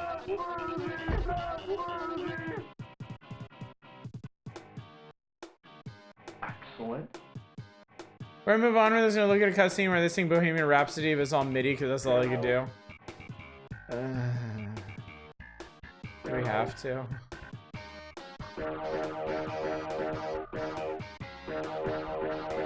I think we've done that before, actually. I think that came up once before, because I have unfortunately streamed this game several times. And I'm pretty sure somebody brought that up before. Is there another way to use this? By a company called Gray Matter and published by THQ. Oh, so it's not LJN. Oh, gross. Well, that's fucking horrible. No.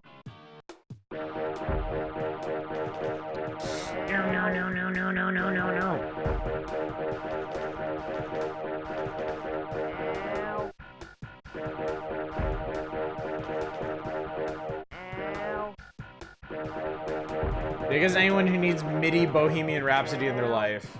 There you go.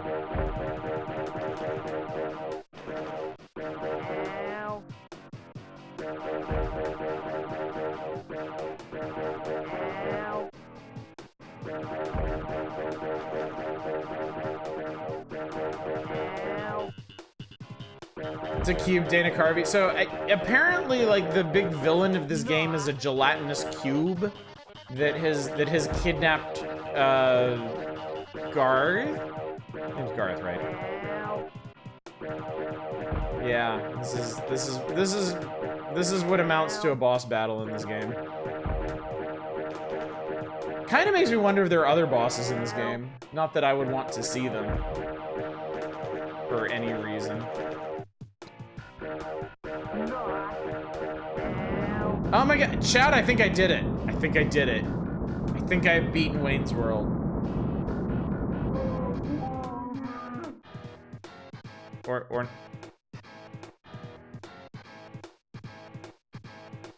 Oh my god. Wow. Party on! He shoots, he scores. I really smoked that purple dweeb. Yeah, I'm glad you got me out of there. It was like I was inside a giant bowl of grape jello. It was real hot and sticky, too. I felt bad.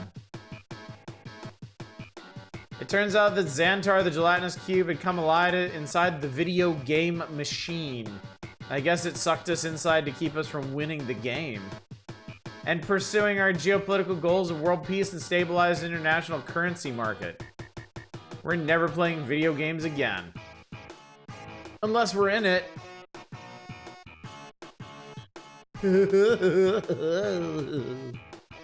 The only thing missing in this game were some babes. This game was no babe fest. Here's the top 10.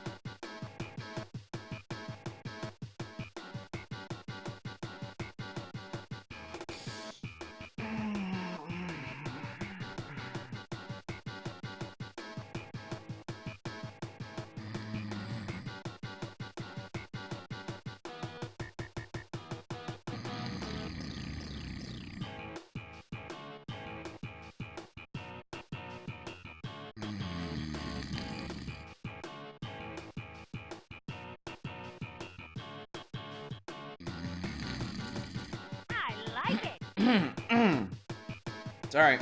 No, are they done? Are they done yet, chat?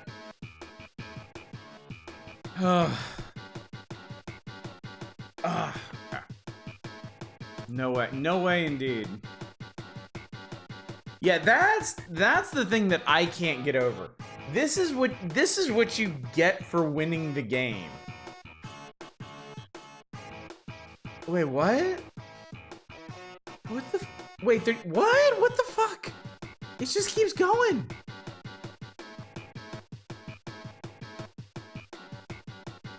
Whoever did the writing on this, and somebody observed that it obviously wasn't the SNL writers, thought that they were so goddamn clever that this would be an actual reward for beating this an atrocity of a game.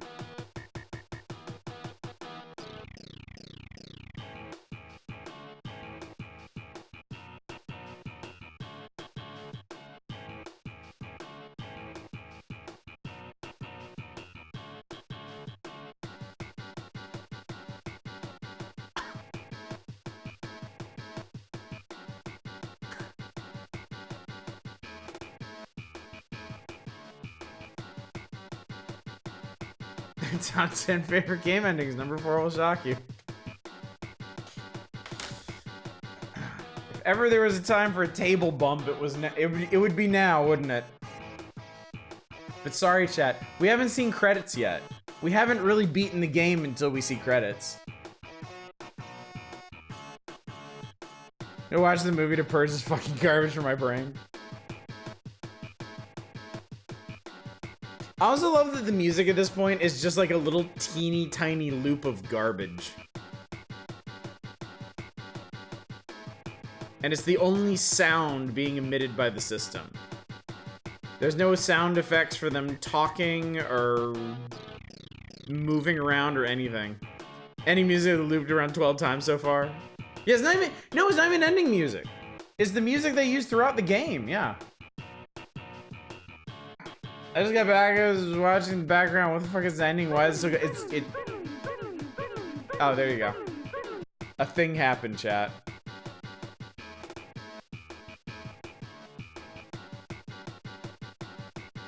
Wait, do you not actually get credits in this? Does it just dump you back out?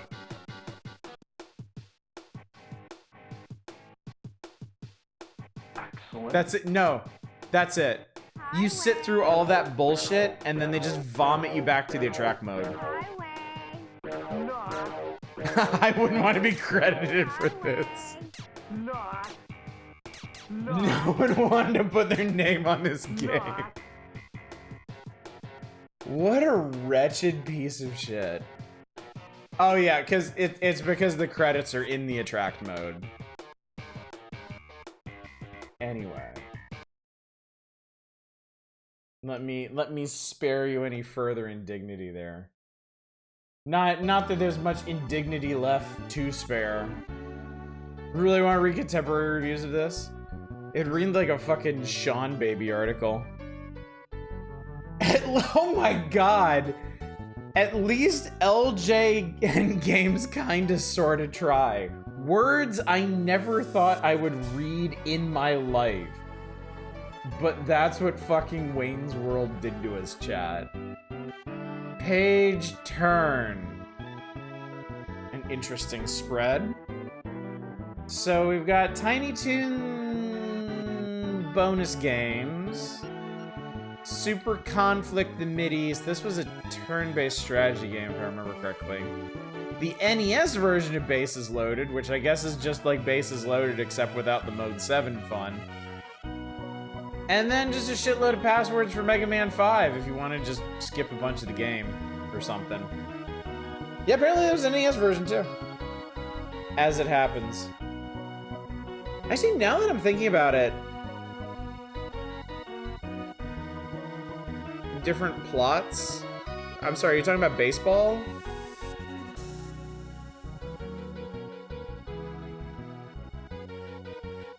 Because I don't think the baseball games have plots. As an addendum to what I mentioned earlier, this is the first time I beat Port Valbury in Group. Oh, congratulations, nice. Oh, Wayne's World. Wait, is there an NES Wayne's World? Wait, is there? Hang on. I can confirm.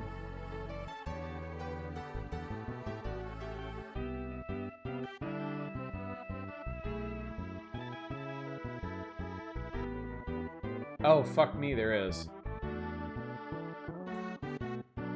The NES game apparently followed the movie, while the SNES game was just about them making their own game or some shit like that. And the Game Boy game? God, don't check, you'll be expected to play it, no one wants that.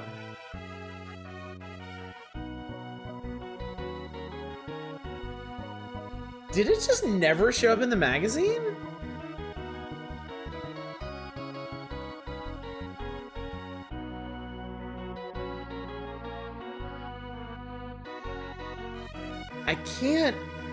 I can't think of where it would have shown up. When it would have shown up. Game 2 garbage even for now playing.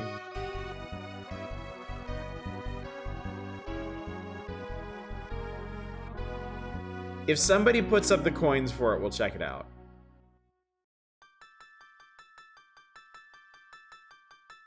I will let you break protocol.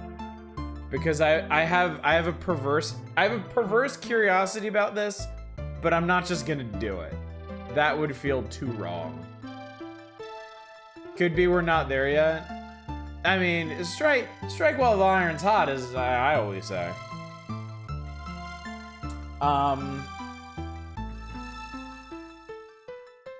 You can always count on Eva for this stuff. I know.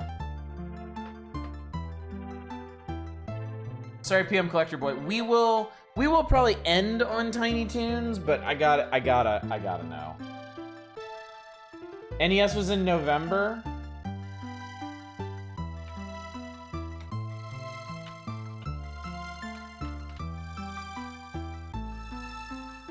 It could be an instant. It could. You never know, dude. You never know. We played something. I'm trying to remember. I mean, that does tend to happen. Like Joe and Mac, for example. Joe and Mac is perfectly solid on the Super Nintendo. Joe and Mac is a perfectly fine game on the Super Nintendo, and absolute irredeemable garbage on the NES and Game Boy, like to a shocking degree. It's totally, yeah. It could be an instant classic, or it could be war crimes, or worse, it could be mediocre. Yeah, you never know. And that's why we're here, chat. We're here to get to the bottom of these mysteries. No way. That was definitely an NES game. Designed by Cochleal Entertainment?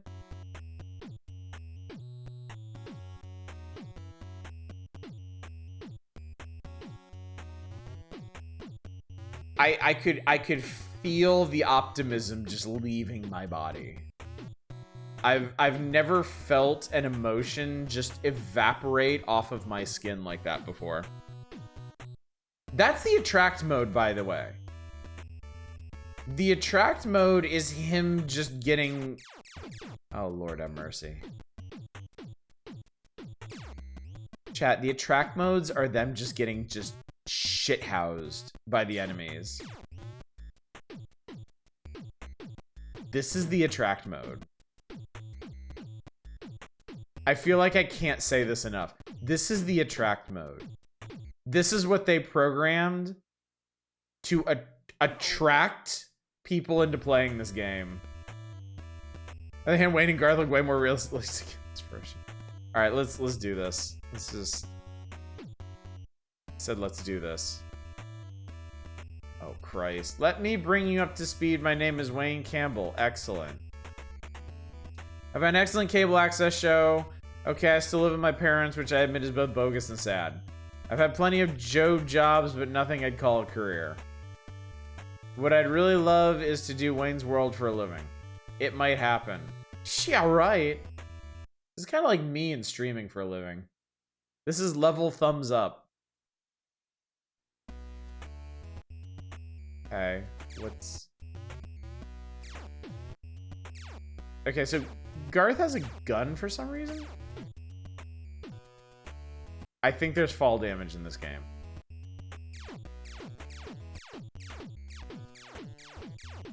Did somebody say this is based on the movie? I've never seen Wayne's World. Are there giant living drums and cymbals that attack them at one point?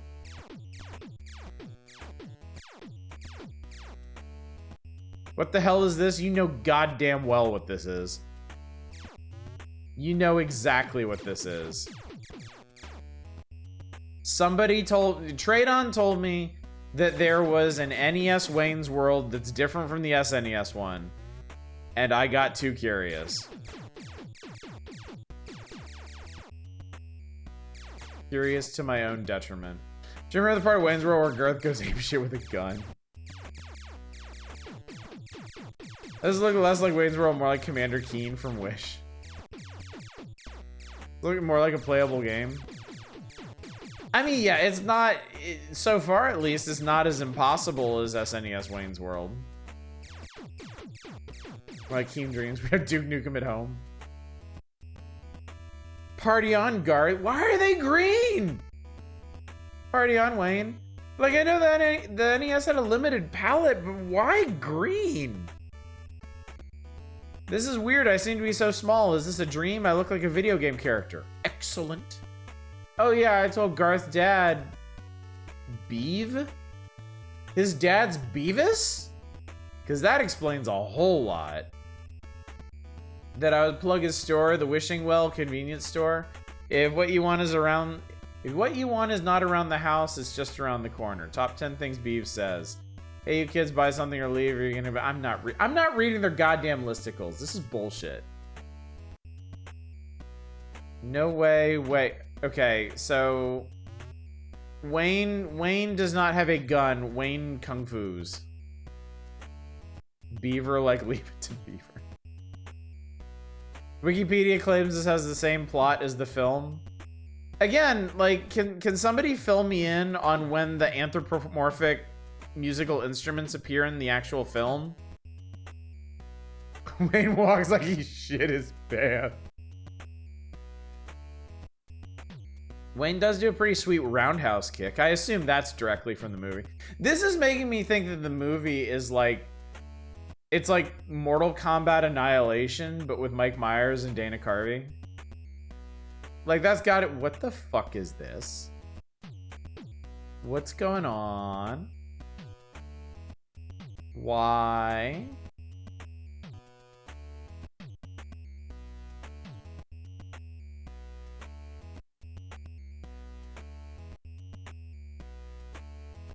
They have to push up on the door.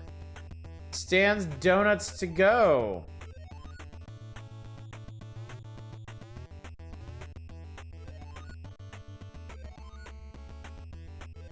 So you can only pick up the donuts if you're there is fall damage in this game. I can't, chat. I can't even. Wayne does do a bit of kung fu with James Hong in the movie. James Hong is in Wayne's World.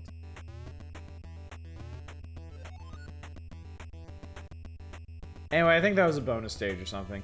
Hey, Wayne, let's go to Gasworks.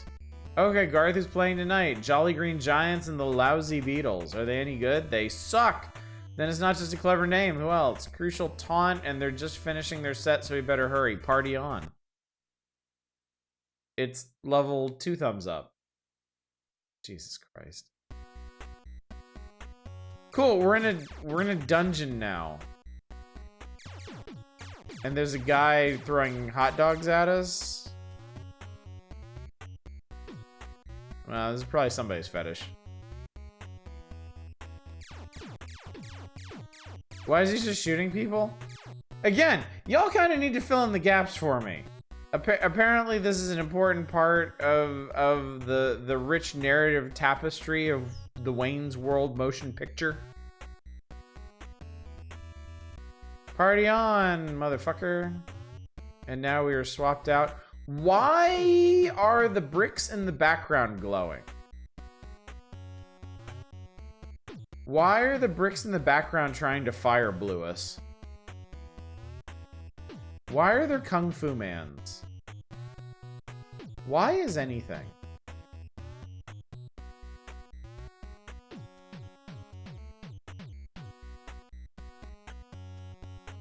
Watch the movie and find out. Hi!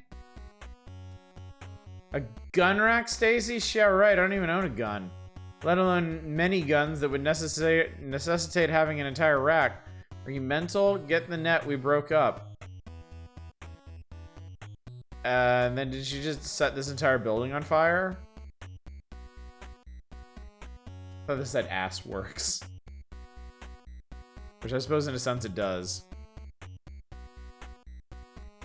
This guy dances like Beavis.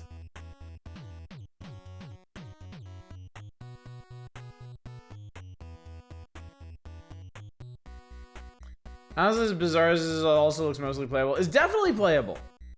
It's definitely Wait, why am I back in the donut shop? Wait, why am I back in the donut shop? Chad, I don't understand the hows or whys of any of this.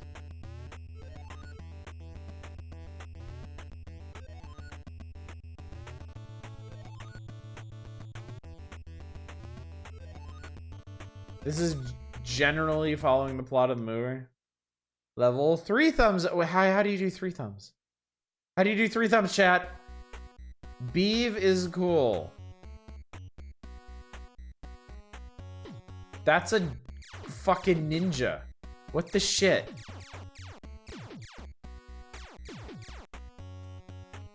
One thumb is a toe, maybe? Kitty, I'm sorry. Oh my god, oh my god. I got the spreader.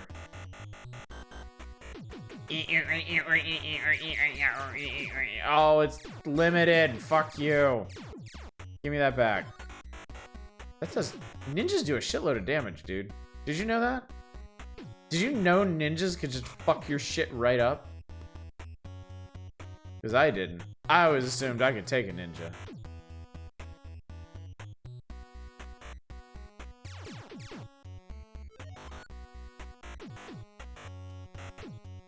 I fucking love their icons at the top of the screen where their lives are. Oh, God.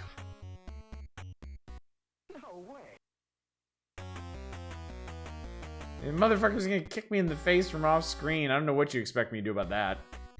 Alright, that's enough.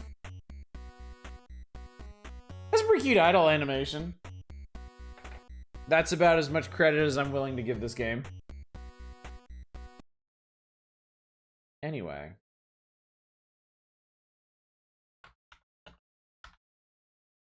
We got one more game for the night. In fact, I'm gonna go ahead and I'm gonna turn off requests. Because we will go ahead. We'll end with this. Seems like a good game to end with.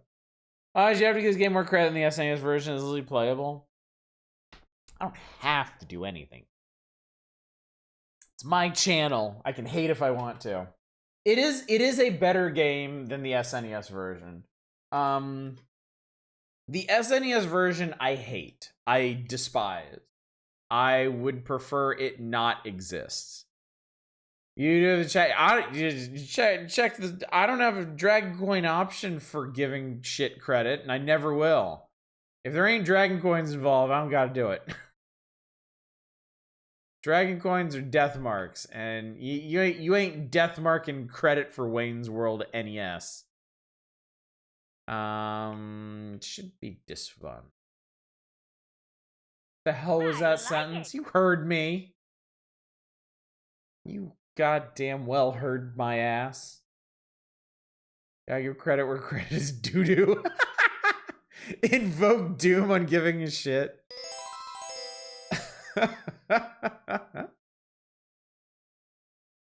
We ain't death marking no credit for Wayne's World, god damn it. You ain't, but that there's no option Dragon Coins for tell me what to do. You fucking heard me, chat. And I mean what I says. And I says what I means. Arcane should be able to add that.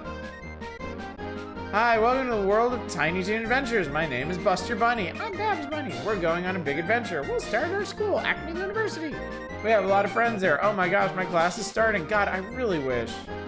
Like, I get why they didn't. I understand it, but I desperately wish when they did licensed games like this and they actually put some effort into them like they did with this one, they got the writers from the show to actually write some shit.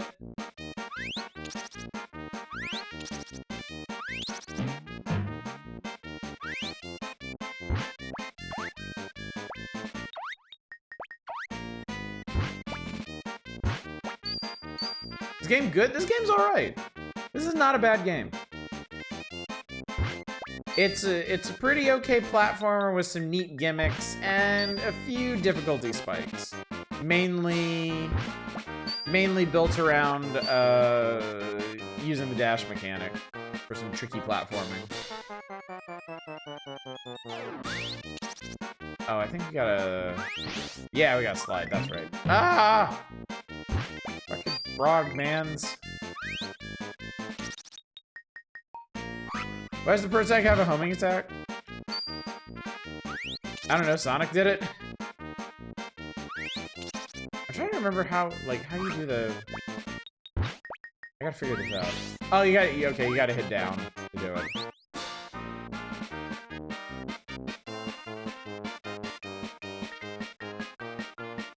And attributed to you.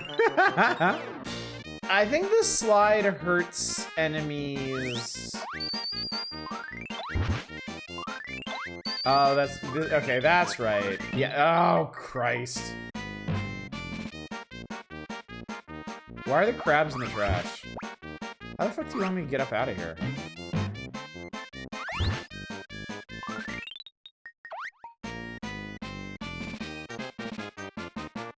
The fuck is this pizza tower? No, there's a lot of, like, I believe all the platforming stages have dash sequences like that. And the one in stage, I want to say stage 3 is really honestly pretty hard. I'm not sure I've ever gotten past that. Fuck.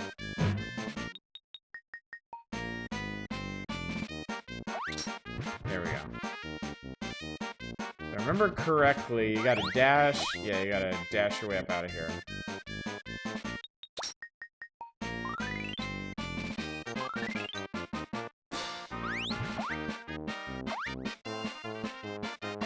The full name of this, because there are like 5 separate Tiny Toon games. This is Tiny Toons Buster Bust Loose. I believe it is the first Tiny Toons game on the Super Nintendo. Oh god, that's right. There's a okay, boss fight. I don't remember how it works. Shit. Oh, that's how it works. Oh Christ! Didn't like that.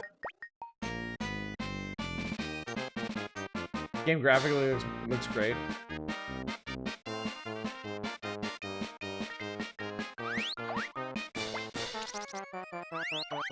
But I need to like, how does this work? Do I need to jump on this dude? Like obviously I did damage to him, but I don't know how.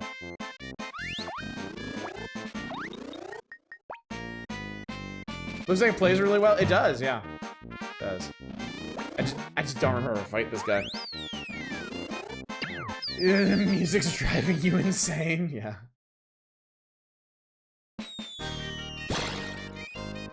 Oh. Okay. Stealth game, the true heir to the thief fortune. Okay, so you can. Okay.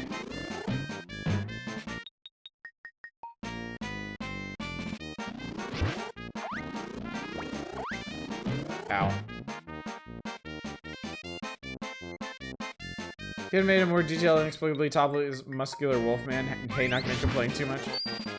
Oh, I got him. Cool. No, that guy was like a regular like B character on Tiny Toons. I think he's supposed to be like Arnold Schwarzenegger.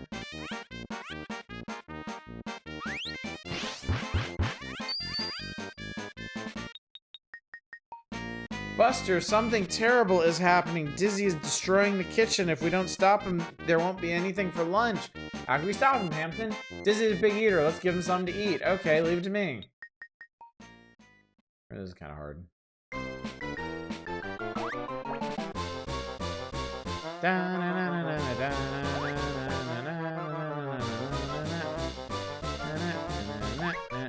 Oh, shit. Oh, fuck.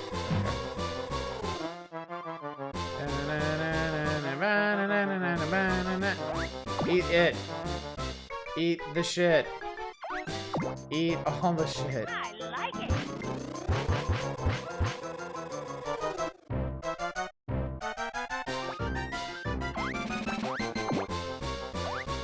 Oh, fuck me.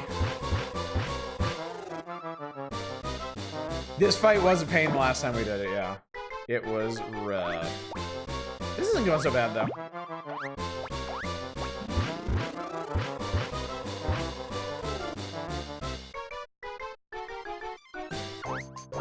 Shit.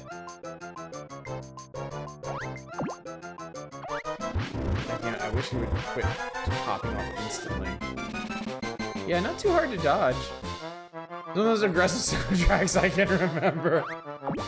It wants you to remember it. Dizzy, for fuck's sake. How much can you eat? Well, we tried. Shit! Nope! Fuck! God damn it! Oh, right, you can bump in different directions. I totally forgot that. Shit, shit, shit, shit, shit, shit. No, he got away! Fuck! Oh, no, no, no, no, no, no,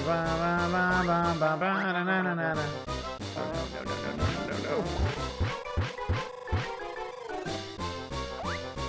Da-na-na-na-na. Da-na-na-na-na. Da-na-na. Oh, I think we got it. Oh, it's just advanced Mario Bros. Like, yeah, like OG Mario Bros. Yeah, you just bounce shit into his mouth. Dizzy full. Dizzy go sleep.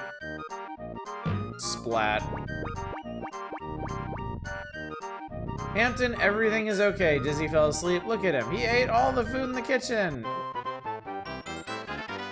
And Buster's like, well, that's just how the cookie crumbles, buddy boy.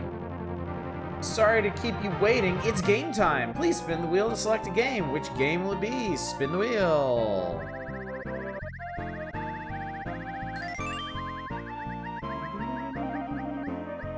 We got Furball. The game is Furball's Championship Squash. You have a chance to get extra lives. How many times in a row can you hit the ball? Hang on, earbuds. If you can hit it 15 times without missing, you will get an extra life. The ball speeds up every time you hit it, so you have to be fast. I have no idea what the controls are. Oh, Jesus Christ. Okay.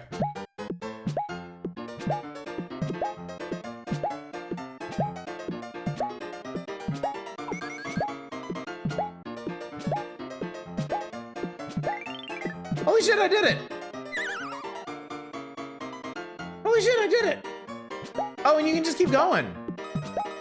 You actually have like 60 seconds to do this. Oh, this is neat. This is actually pretty fun. Ah!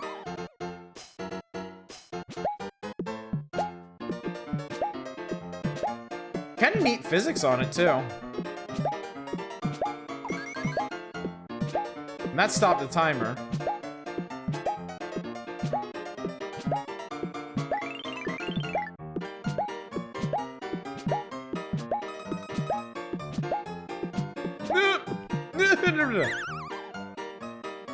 Music is actually a good game. Music doesn't feel like it's smacking you in the face. Yeah, this is a great mini game. This is actually really fun. This is actually really, really fun.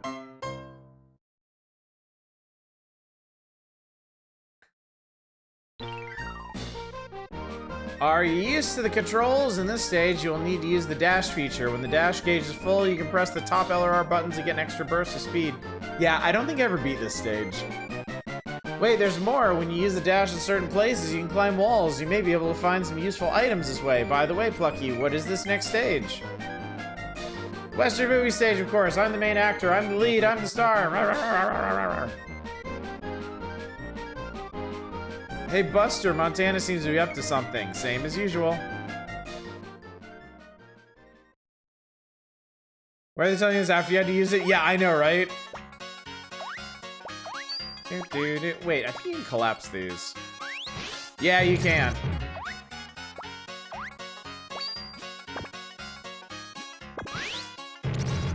That's pretty cool, actually. Ooh.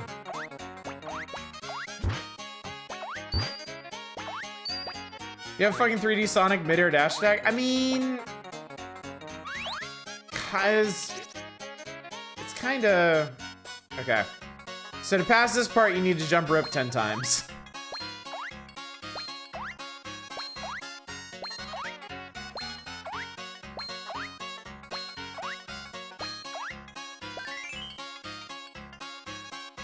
And then that takes you to the horse corral, apparently. Love the rope physics. It's a neat effect, yeah. Ow. Shit, fuck, dude. Okay.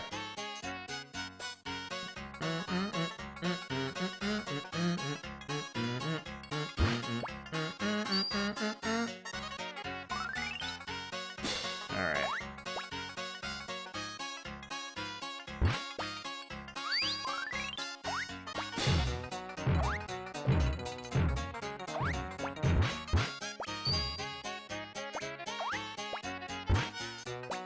Hey, I know you. It's too late. I, Montana Max, have gotten all the valuables. That's exactly how he talks, chat. Bye, Buster Bunny. Okay, so this part, I don't think I ever beat this part. It's really neat, but it's an auto-scroller. And it's really dependent on getting the dashes right. Don't like how flickery the dash meter is. Yeah, that's fair too. It is kind of obnoxious. Oh, fuck. Okay. Oh, that's right. You gotta pop through those. Or dodge them. This is a very solid game.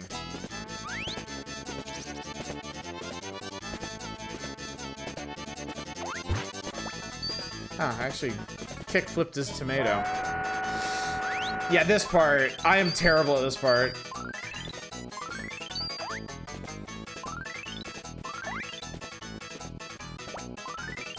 Oh shit! Yeah, you basically have to execute a bunch of perfect dashes to get through that part.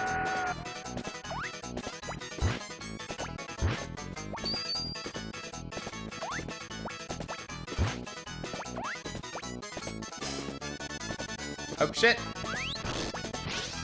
Oh shit!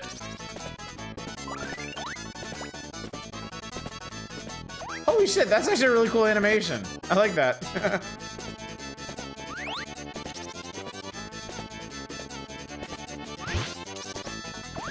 I should have dash slid under those guys. That's what I should have done.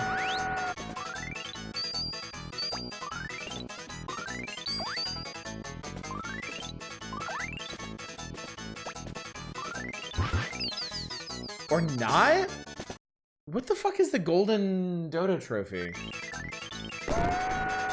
Remember Blue Blazes is a game been all my life? Jumbo room? Alright, we'll do that next time.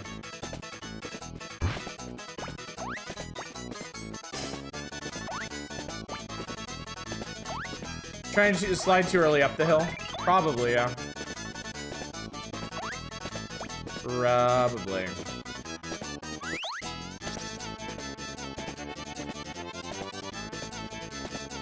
I love that. Ow.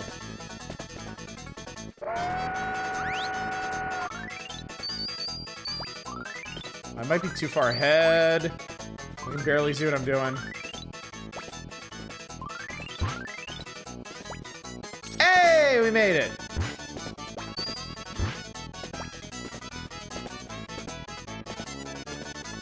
High quality for NES game, let alone a licensed one. Whoa! Okay, that was... Oh, Jesus Christ. Holy shit. Where are we going? Oh my god, you gotta dash jump that. Christ.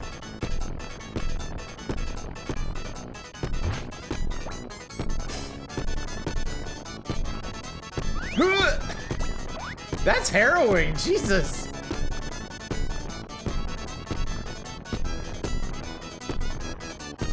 Man, they went dash jump. Oh my god. Oh my god. Oh no, you need to jump there. No. Don't make me. Okay, cool. They let you start from. Whoa, they let you start from there. They actually don't. Wow, that was actually really nice of them.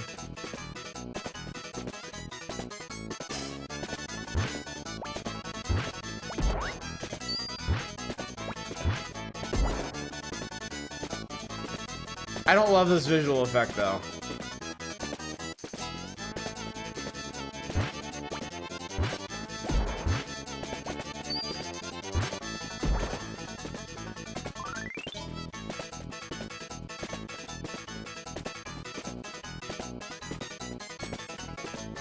Thank you. Who the fuck is that guy?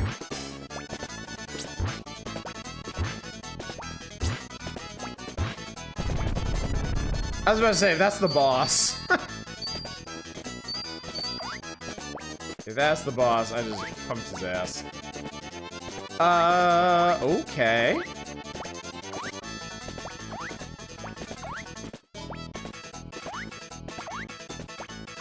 Shit! You can air dash! Dude, you can air dash!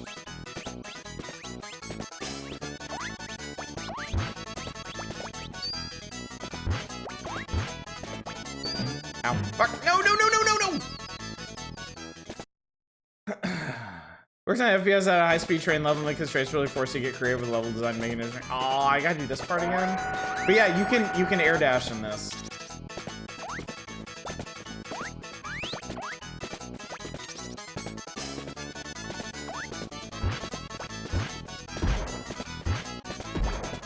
Man, the movement possibilities in this game seem endless.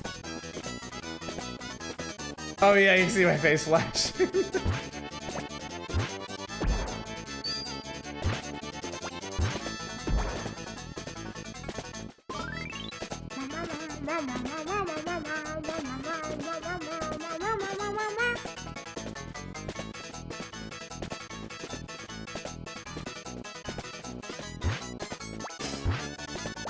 Ow, fucker.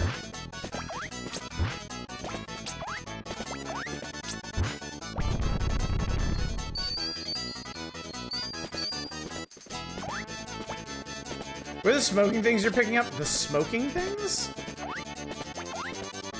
There's a bunch of trophies in this game, and they all do different things. Like, I think the carrots relate to life, and the go-go trophies... Oh, no shit! Fuck, dude. I bet if I continue, I have to start at the very beginning, right? Yeah. Alright. Alright, that's enough Tiny Toons. One of these days, I'm gonna finish the Wild West stage. I get a little bit further every time I play it. Our scrolls gonna be really interesting. You have to work to make them interesting. I mean, that's a really cool game. That is a really, really cool game. And with that, chat, what a note to end on. How nice it is, how rare it is that we end on actual positive note on the Power Hours, because there's always so much garbage to wade through. But anyway, chat, that's gonna do it for tonight, I think. So, it being Thursday, tomorrow being Friday, tomorrow night is community night, December community night, and as requested, we will be playing Double Dragon Neon. We're gonna be beating up a bunch of stylish dudes in that. Name one thing that was garbage, Wayne's World. Pick your Wayne's World. They were both garbage. And then we'll be back here on Saturday. We'll be turning the page. I can't help but think that we must be very close to the Game Boy game section. And those of you of a particular top-down, adventuresome persuasion might be excited to hear about that. And then, for once, I will be streaming on Sunday. Since we missed out on last night's stream, I am going to stream this coming Sunday. We're going to do an extra remedial session of Morrowind. So if you're a fan of Morrowind, that means 4 nights of Morrowind in a row. Sunday, Monday, Tuesday, and Wednesday. And then Thursday, I think we'll have one more night of the Power Hours before my little vacation. Very small vacation next week, chat. I will not be streaming next Friday or Saturday. That is the 22nd, the 23rd. I'm taking 2 nights off. I hope you can forgive me. But them's the breaks. So, anyway, with all that said, let's go find somebody to raid, chat. Head bed, have a good night, enjoy your day. Thank you. Well, I will see plenty more of you before I jet off to Colorado, so you needn't worry about that. Let's go. Huh.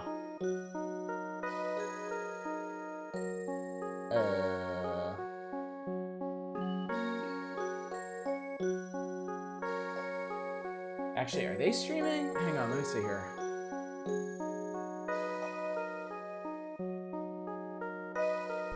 Actually, chat, none of our usuals are streaming tonight, so I think I'm just gonna have to let you go, but... Anyway, thanks again for coming out. It was a pleasure to see all of you and hang out with you and have some warm, fuzzy moments and some garbage game moments. Hopefully, I will see you tomorrow night for the much-requested Double Dragon Neon. But, until then, as always, y'all take care. Bye, everybody!